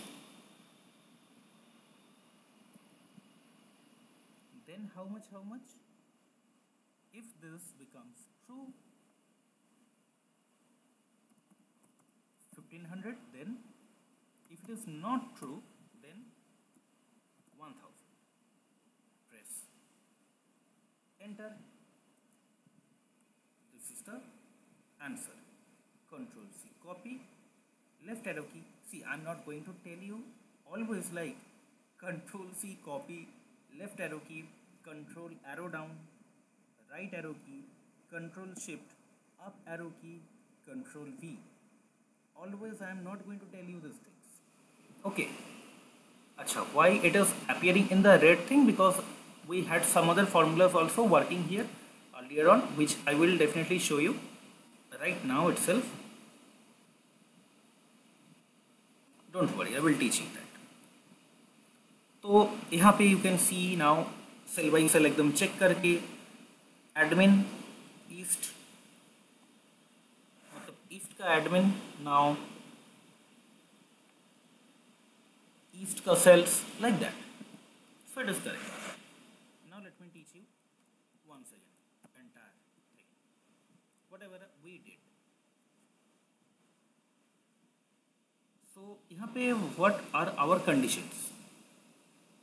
We are putting the if condition, but basically normally बात करते हैं. Let us just talk about this thing, this situation. Logic क्या है यहाँ पे, क्या चाहिए? We need the number one logic is that look at your right hand and left hand. Your number one logic is that The region has to be east. Alt H AC shortcut for central alignment. Achha. Region has to be east. Department has to be admin or sales. That's all. So this 2 is the basis of your formula. This is the situation actually. There is no other hard, difficult situation. These 2 are the situations. So now, if you just put equal to if, now you can please start with me. Okay, as I am doing, please do it with me. I am pressing equal to if, pressing tab key. Now we have this AND का function first coming up. मतलब अगर if, what is the first condition? Region has to be east and department has to be admin or sales. तो like जो आप आगे करोगे उसको formula में आपको पीछे लिखना होगा. If you want something to happen here, okay, if you want something to happen here or something is happening here, you have to write about this here beforehand in the formula. This is actually the rule. So if, this is why beforehand we are putting the AND formula. Now AND, what is the logic? Logic is the region has to be east. Region has to be east. This is our first thing. Now, or सोचिए, let's think about it. Do not let us not mug up. Let us not memorize the formula. Just think about it. What is your criteria? What is your situation here? The region has to be east. That is one fixed thing. And department has to be admin or sales.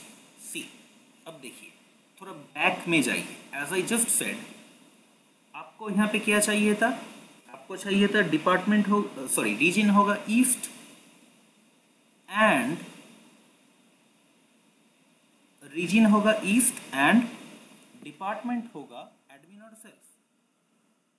तो भाई यहाँ पे हमें and लिखना चाहिए था, but आगे नहीं लिख सकते, हम लोगों को पीछे लिखना है.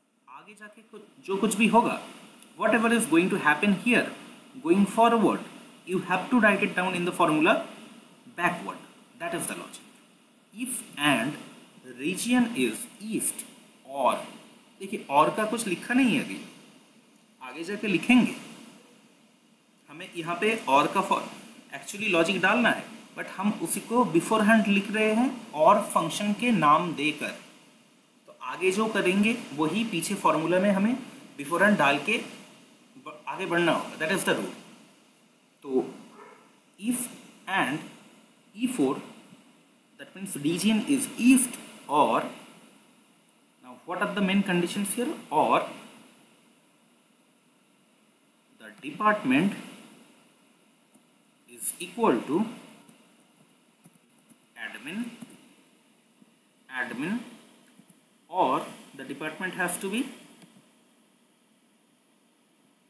what? Sales. Now, are you understanding this thing? Sales होगा, close one bracket, which is this purple bracket. तो purple bracket में you have got your OR function here. अब slowly start visualizing this formula. Then let us talk. Then visualize this formula. Then the rest of the part. First visualize this part. OR function है, or and if and or. So how it is happening? If the region is east, like it, if the region is east and department is admin or sales. It is working like that. Okay. So now we have closed the purple bracket for OR function. Now for AND function, close the red bracket. For if function, close the black bracket, press enter.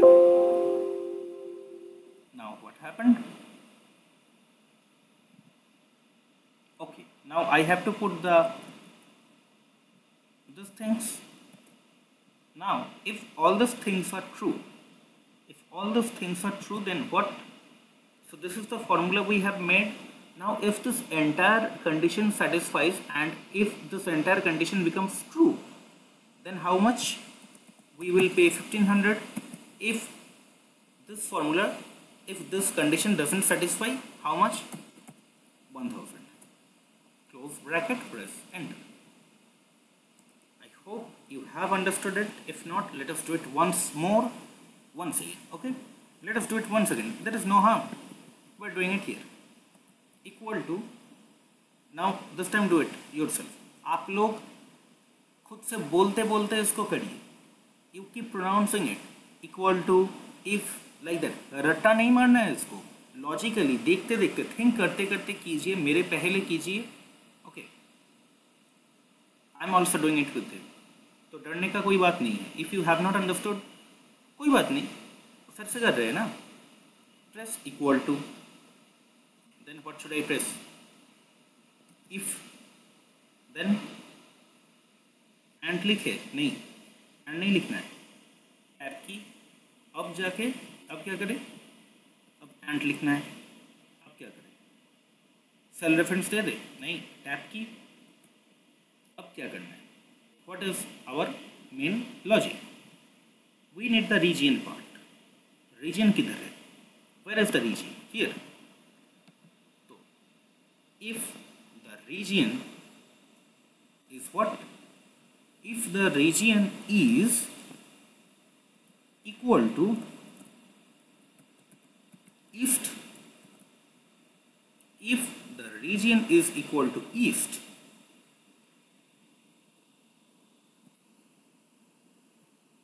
इसके लिए and बैठ गया. ये and function में if the region is equal to east हम लोगों ने डाल दिया.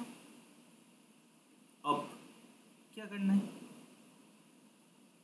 और फंक्शन देना है. टैब की अब और फंक्शन देना है. और क्या? Department has to B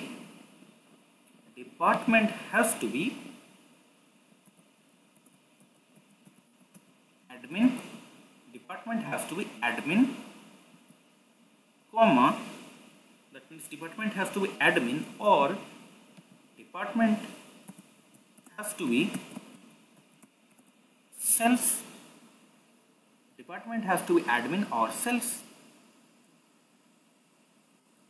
If it is true, then 1500.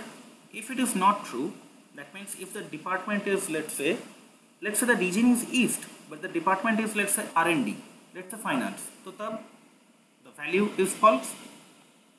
Then 1000. Close bracket, press enter. Control C copy. इस बार Control C copy करके नहीं बोलूँगा, खुद से कीजिए. किया. Control C copy. Left arrow key, Control arrow down. Right arrow key, Control Shift up arrow key, Control V. Now go and check. Always check कीजिए whether your formula is correct or not. Press F2, admin of east. Now what do we want? We need this thing, cells of east. Is it correct? Yes, cells of east. 1500. 1000 किसको दिए? CCD of north. तो बस formula is perfect. No doubt about that. Now let us do one more thing. You can see, I think, this red color thing given here, right? This is called as conditional formatting. I will teach you that now. It is a very simple thing. Acha, first, if there is already some existing conditional formatting already done, you can see here is also some conditional formatting already done in this sheet. So I am removing all the conditional formattings from my data set. How to do it? How did I do it? जहाँ से जहाँ तक आपको delete करना है conditional formatting, so delete select that range of data. How? Control Shift right arrow key I am taking, Control Shift down arrow key, because I want to remove it from the entire data sheet. Go to conditional formatting, which is in the home. Home में है conditional formatting. You can use shortcuts as well. Alt H. Conditional formatting is L. See, I do not remember the shortcuts, but I am just looking at the shortcuts. So you can do it. Alt H, L. Now, how to clear? C for control. And let me do it once again. Alt H, L, C. Clear rules from selected cells. S. Done. So clear हो गया. Right. Now let us put some conditional formattings on it. So let's say we would like to highlight those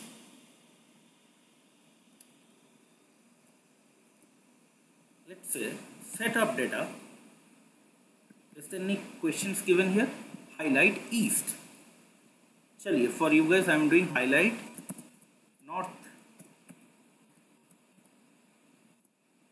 Otherwise you guys will be thinking sir is from east, तो everything east में डाल दिया.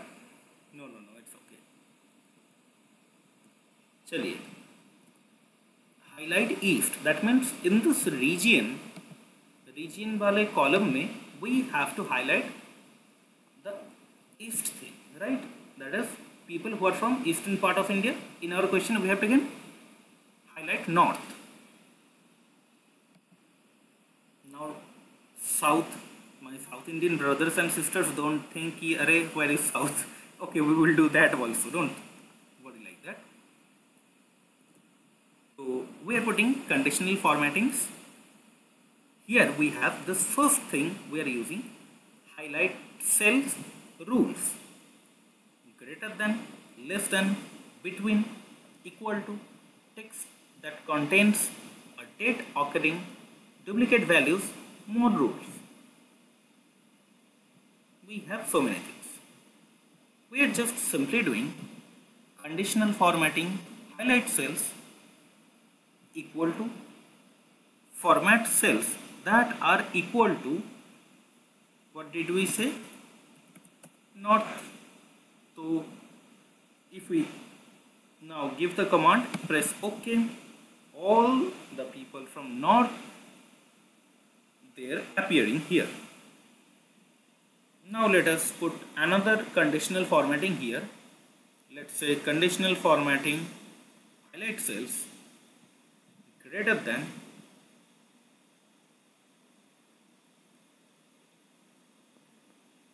$11,000 I am doing. Watch it carefully. Why I am telling you? Watch it carefully. It is not happening, right? So what did I do just here is that I selected the entire set of data. Here I didn't select anything. Just one cell I selected. Entire cell of data I am selecting. And I want to check salary is more than, let's say, 11,000, greater than 11,000. So here you go, all these numbers are highlighted. Now what all other things were given? Highlight hiring dates between this to this. So this is the between function. Highlight cell rules. What we're doing, once again, conditional formatting, highlight cell rules between, format cells that are between this and this. So what this and this I can include 1 1 2020. From where I am getting this question, it is written here, highlight hiring date between 1st of January 2020 31st of December 2020. This 31st December 2020. Will it work? Answer is no, because I didn't highlight the data. I forgot to highlight the data. Select the data actually. So yeah, conditional formatting cells rules between. Now I am doing it 1st of January 2020, 31st of December 2020. Press OK. See, all those people who were hired between 1st of January 2020 till 31st of December 2020, all of them have been highlighted. Okay. So now how to remove those things? You can just select the data where you have used this conditional formatting. Go to conditional formatting, clear rules, clear from selected cells. You can do it, but I will show you the shortcut of it. You can just simply select the data, Alt H L. See, this guidance is already been given by the Excel itself. I have not memorized this shortcuts. Alt H, H for home. Look at it.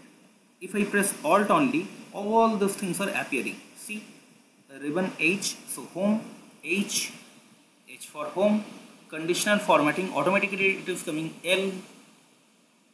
I need to clear. Sorry, yeah. So if you tap on it by mouse, it will go on manually. So Alt H L, clear rules. You can see it. It is showing a C. Clear rules from selected cells. S, clear rules from entire sheet. E, there is no much data over there. Entire sheet entire sheet. No, just selected cells. Yes, because there is no thing in the entire sheet. Entire sheet it will start clearing it from here also. Here you can see now what is the row number given here. It is 10,48,576. So यहाँ से भी it will start clearing. So we do not need that because we do not have the data there, right? So it's fine. Now it's the next sheet. Control page down. Some if conditions is given here. The video is becoming quite long, I know that, but this is actually very much important, and if I do not spend sufficient time on this these sessions, then it is going to be really troublesome for all of you going forward in future. So this is why I'm taking so much long time. Probably many of you who have done some advanced Excel classes, they probably already know it, but still do it. We are actually going to use this formulas again and again, so yeah, we need to know it. If condition, if employee with more than or equal to 5 years of service, then 10% of bonus of salary. This formula you have just done it, right? You have just done it. I think you can do all those things by yourself. Actually, I should give this to you guys as a homework. This particular page, there is nothing so difficult thing given here. If you just refer to it, the solutions are already given here, right? Concatenate I already taught you in the previous session. How to join two things. All those things are very easily given here. If you just click on it, you will know it. I do not think that there is any much huge need for me to teach you all these things, because these are already very simple if functions given it. If you just click on it, press F2, the entire thing would actually come up, and you can very easily learn it. Even this commission scale thing also, it is very easy to do it. This formula, although it looks so long, but believe me, it is very easy. It is nothing so difficult. So I showed you here making a small table here, right? Colorful table, while we were working on this thing. No, I think, yeah, this thing. So it is same like this if function. Just one more condition has been added. So the same thing has been added here. Same formula has been used here. In a bit more sophisticated way, but yeah, it's just the same thing. So try to do it by yourself. This is the homework part. This is the only homework I am giving you. I have not given any one of you any homework till now.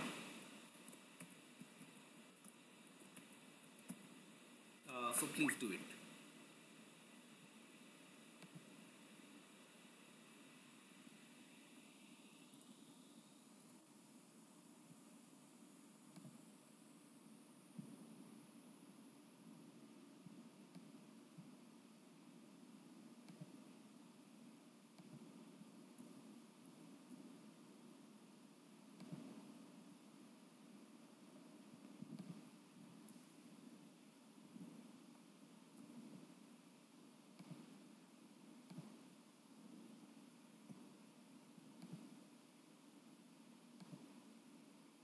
Wow. It has become something colorful. So it's okay.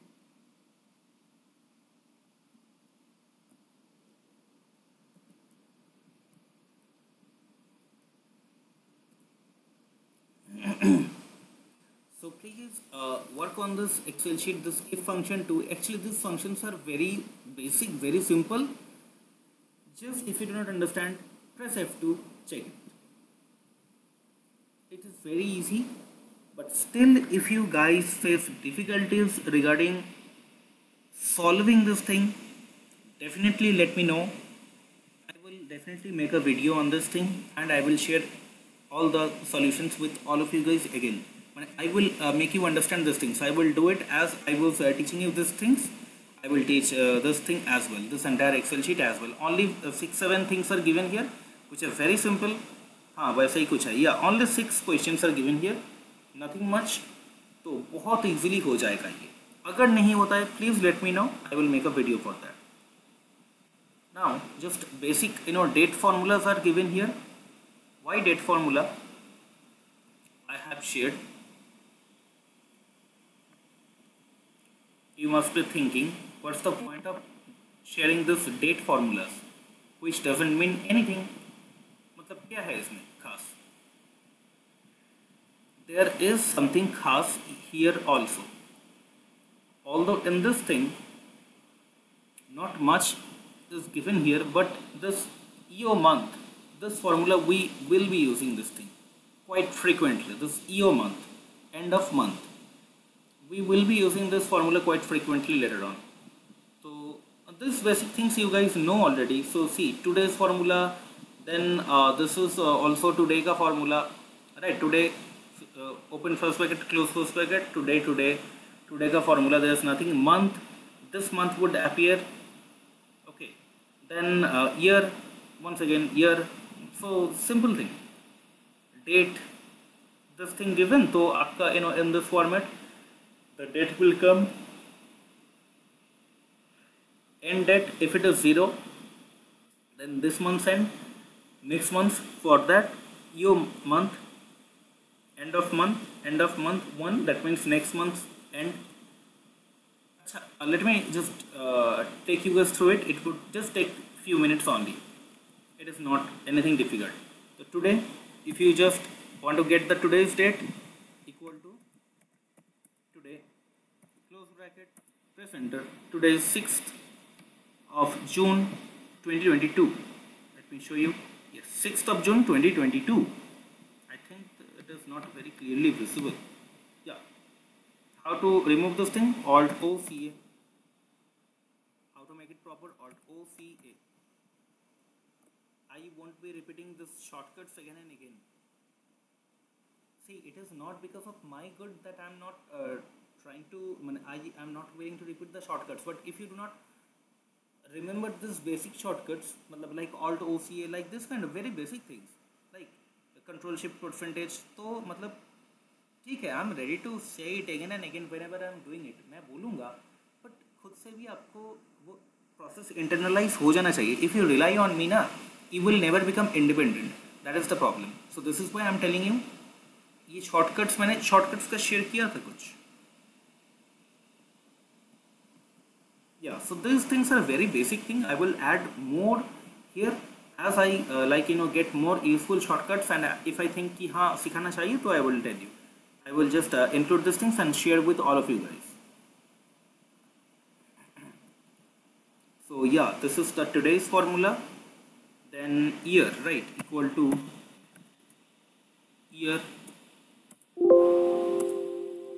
क्या समस्या है? Serial number. अच्छा, year आपका यहाँ पे तो B5. क्या समस्या है? ओह अच्छा अच्छा अच्छा,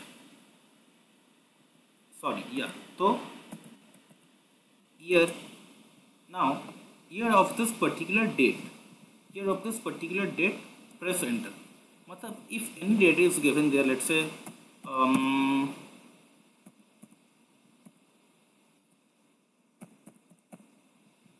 कुछ भी दे देते हैं, equal to year. It is not coming. Why it is not coming? There is a reason, although I did it kind of by mistake, but there is probably a reason I would like to explain.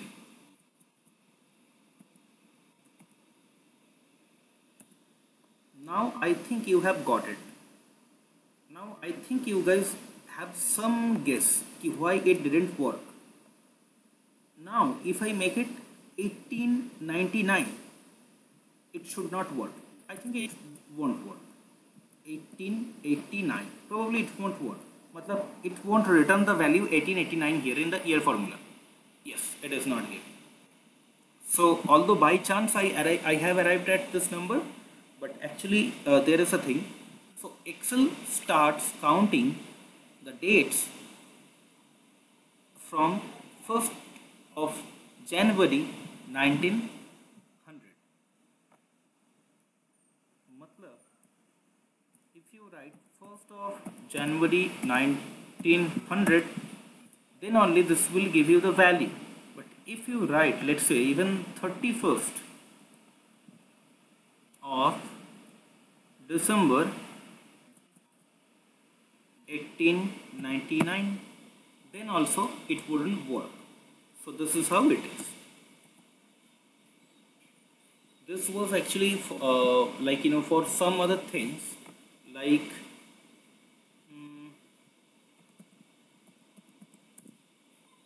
yes, I just wrote a random number here because it was in the date format now.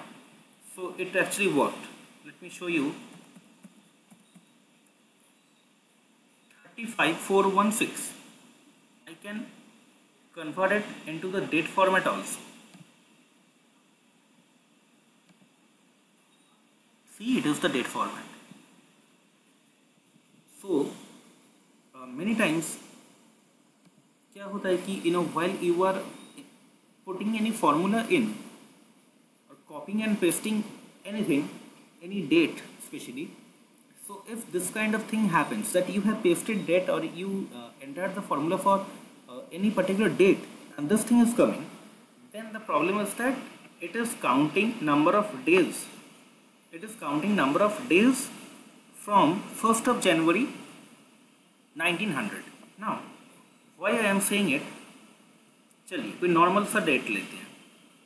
This is the today's date. If you just add this thing plus 1, एक दिन बढ़ेगा. देखिए, this is in the MMDDYY formula. C,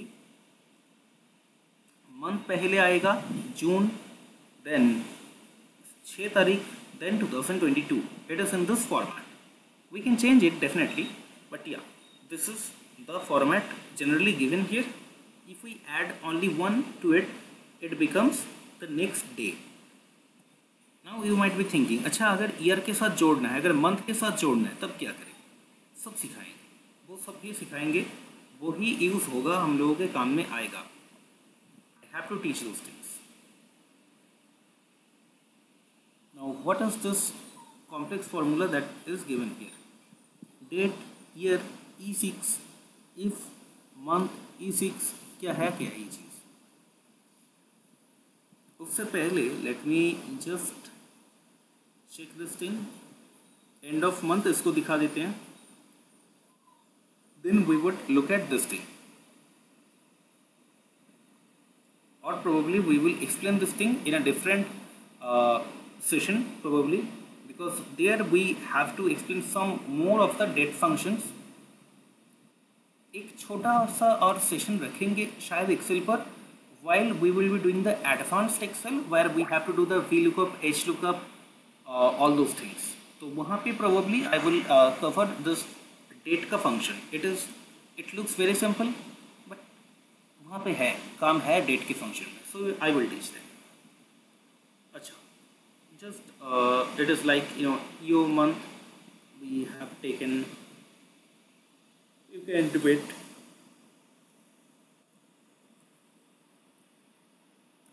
and of month, start date, it is the starting date, comma months, if I put it 0 it will be end of this month का result, that means it will become 30th June। see, this thing is happening, what you can do is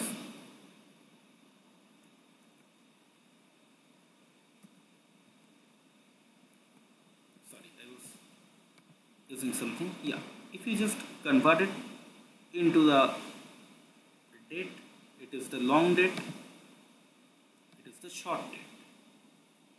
date के function से related how using shortcut you can convert this things, I will teach that thing also later on. ये formula भी आज छोड़ देते because it will become very much complicated, because the session has already been very long and I have to teach you something more also. तो ठीक है, date का function बाद में सिखाएंगे। Let us look at now the CAGR part which is very very important but very easy. This is going to be the last thing to teach in the basic Excel part. Now, all these data are given here of the Nationalized Bank. Their total assets are given here. Some random data are given here. It is not the real data, but the random data I have taken. Now, here you can see I have calculated CAGR. What is CAGR? CAGR is compounded annual growth rate. Compounded annual growth rate I have calculated here. Now, where, how, why this kind of things would be required? That is the main question. So the thing is that being an equity research analyst, or like those who are interested in the field of finance, especially in equities, investment banking, anything, CAGR is to like daily ka stuff hai for us. So let us delete all the things that was calculated here. It is not showing.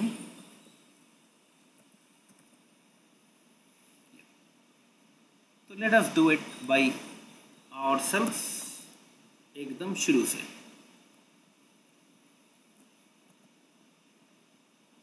See, there is nothing. Let us make it happen from the एकदम blank level. So we have some assets given over here.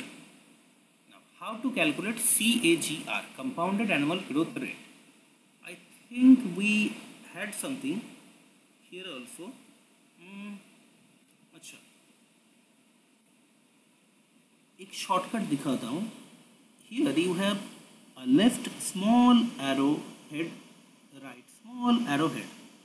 If you do right click, this thing will appear. यहाँ पे you can see all the things that I have taught here. तो यहाँ पे CAGR से related nothing is showing up, but as far as I remember something general में हो सकता है। let me check। CAGR किया था क्या, पता नहीं, याद नहीं आ रहा है। ठीक है, कोई बात नहीं। CAGR का let us teach it एकदम from the basic level, then we will teach the advanced thing। CAGR is, let's say in 2015 the sales of a company was, let's say, 100 crores. Now 16, 17, 18, 19, Let's say the growth has been 110, 120, 130, 135, 150. Let's say this is the thing. Just let us say this is the data for us. Now you would like to calculate CAGR. How to calculate CAGR? मतलब 2015 में 100 करोड़ का data sales था, 2020 में 150 करोड़ का sales has been made. How to calculate what is the growth rate for sales? या it can be even like कम भी हो सकता है, नो प्रॉब्लम. 110 again फिर से हो गया, कोई बात नहीं. What has been the CAGR, compounded annual growth rate, equal to क्या करें, CAGR का फॉर्मूला लिखे. CAGR का कोई फॉर्मूला नहीं होता है, so you have to calculate it by yourself using some basic mathematics. What is this basic mathematics? Nothing much. Press equal to, open a first bracket, most current data divided by the base year data, that is current year data divided by the base year data, bracket close. Shift,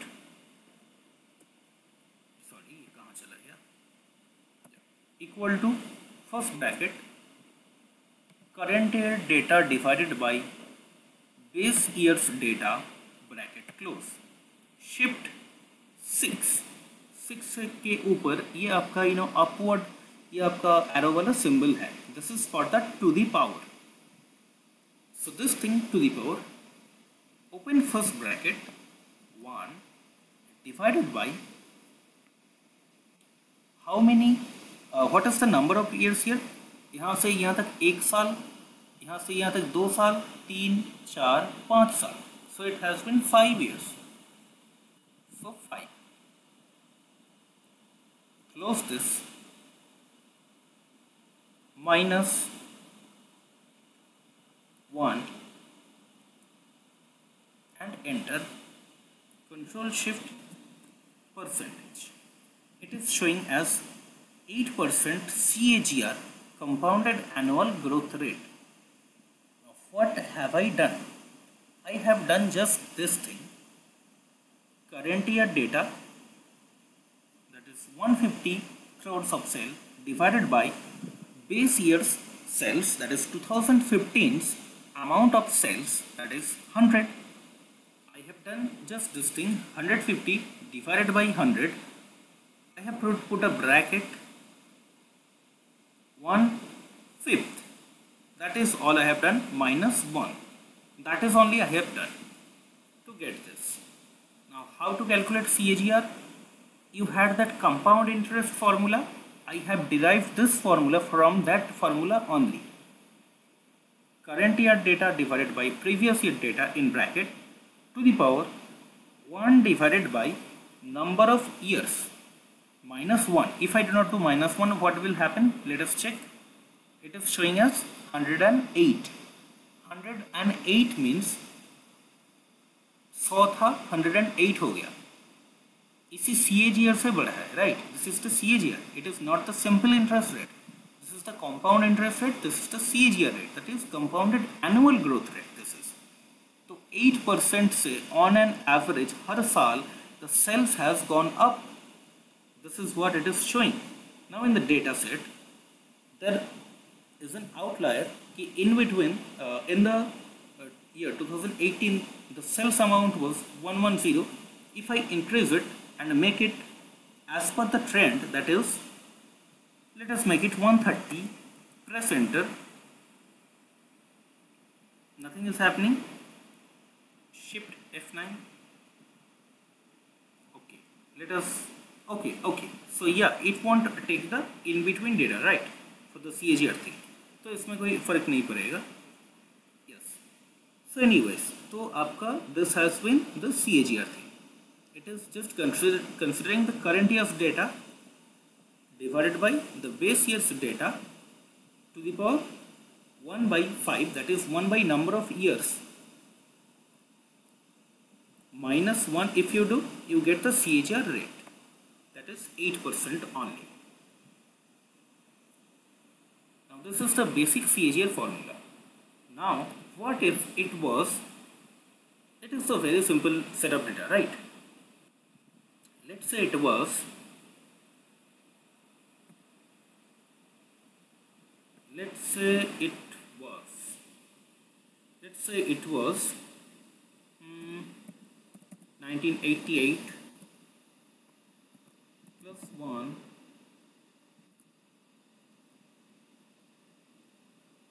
like that, so many data, right? How many data I have given? Acha, wow. 2022 till this point the data has come. So the sales in the year 1988 was 100 crores. Now it has gone up by what percentage?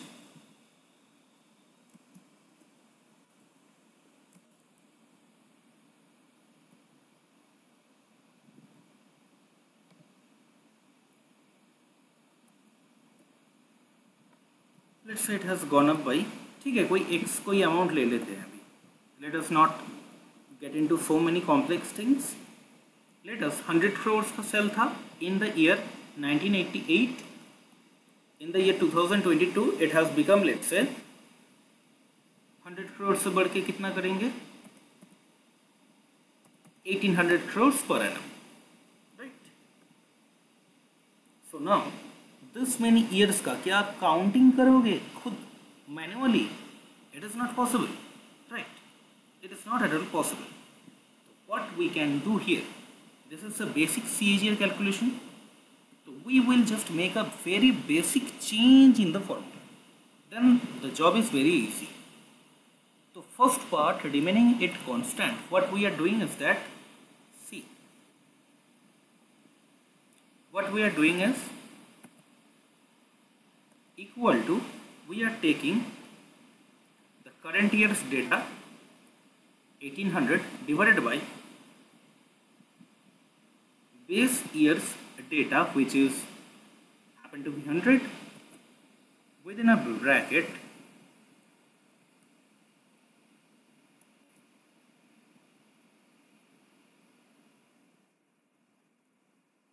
to the power first bracket 1 divided by, I am putting another first bracket and putting count function. I am telling Excel, please count this number of years for me. Count what? Count this entire range of data for me. You can follow the formula here. Entire range of data for me. Now what you can do, for your convenience, let me come here. Yeah. Count this entire range of data for me and please eliminate 1 from this data because this was my base year.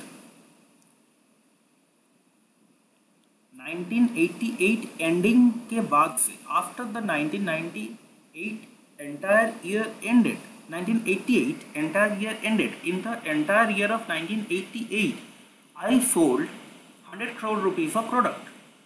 तो क्या करें, अब पूरा साल 1988 we had our business, so we have to eliminate that from our sample, right? So I have selected this also, so I am eliminating 1 from it. Okay, so now I am closing the counts red bracket. So 1 divided by count का formula we have put in here. Now what I need to do, now this to the power first bracket, so this first bracket I am closing, then I am doing minus 1 because you remember na, that 108 was coming, then I made a minus 1 and then it became 8%. So if you now press enter, the CAGR has been 9%. Why? मतलब what is the answer is that 100 crores का cell था in the year 1988. From there the sale has gone up to 1800 at a CAGR of, it has grown at a CAGR of what? At a CAGR of 9%. If you check this doing F9, it is 34 years. It is 34 years, right?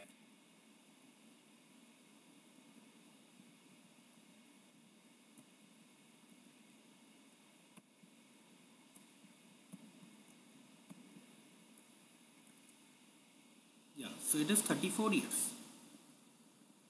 Now, if you would like to check whether your count formula was correct or not, you can simply do equal to 2022, 1988, 34 years, right? So you could have counted, but many times it won't be possible, and manually 34 आप इसमें punch करेंगे, then if number of year increases, तो वहाँ पे आपको manually then again you have to come back and punch that 34 figure here in the formula, which is not possible. So this is why we use this count formula. Now as I pressed shift F9, that formula has been now decoded and 34 has come. Otherwise, as you saw that I used the count formula. That's okay. Now we have wide opportunity to use this CAGR formula in our worksheet. Let us calculate now. The CAGR for Allahabad Bank, whose assets has grown from this level to this level. So calculate the CAGR. I am doing it once, then you do it for the next bank, Andhra Bank. Press equal to open bracket moved current year divided by base year to the power first bracket 1 divided by, I can see only here से यहाँ पर एक year 2 year, so I can just do 1 by 2, but still consciously I am putting count formula although it is not required. How to put the count formula? It is like, see, first bracket 1 divided by, again I am putting a first bracket because this is the denominator, right? So many things will be in the denominator. If I do not put the denominator in bracket, so there will be mistake in calculation, right? So COUNT, count formula I am putting. Okay. Now, what should be the sample for this count formula? C8 is to E8. This is my counting range minus, I am eliminating the base year of counting, which was this 13-14.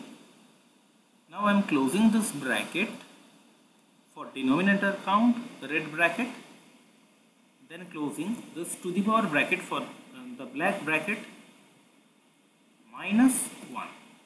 Press enter. You have the growth figure.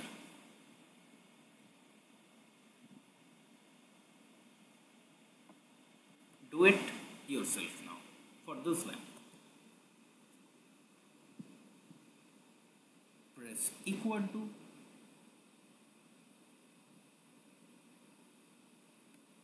open bracket current year divided by base year to the power first bracket 1 divided by open first bracket count tab key, count the number of years, minus 1, eliminate the base year, close this bracket of denominator, close the bracket for 2 to the power minus 1, press enter, you have got the correct results. So now what's the point of doing this like manually so much? So just do Control C, copy,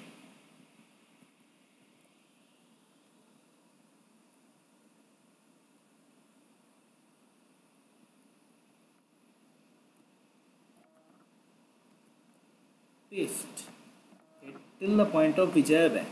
Now here you have top of 19 nationalized banks and their growth rate.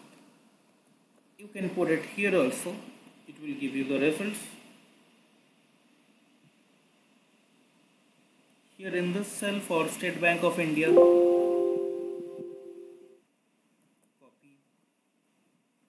paste. You can check the formula anytime you want. Copying.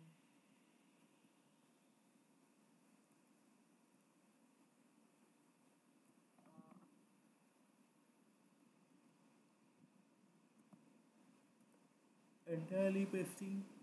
Now here it is showing this thing. Why? Because there is no data for it. So you can just delete this part and your job is done. Control S for saving. So that's all. Now here you might be finding key small things are there. You don't have to do it right now.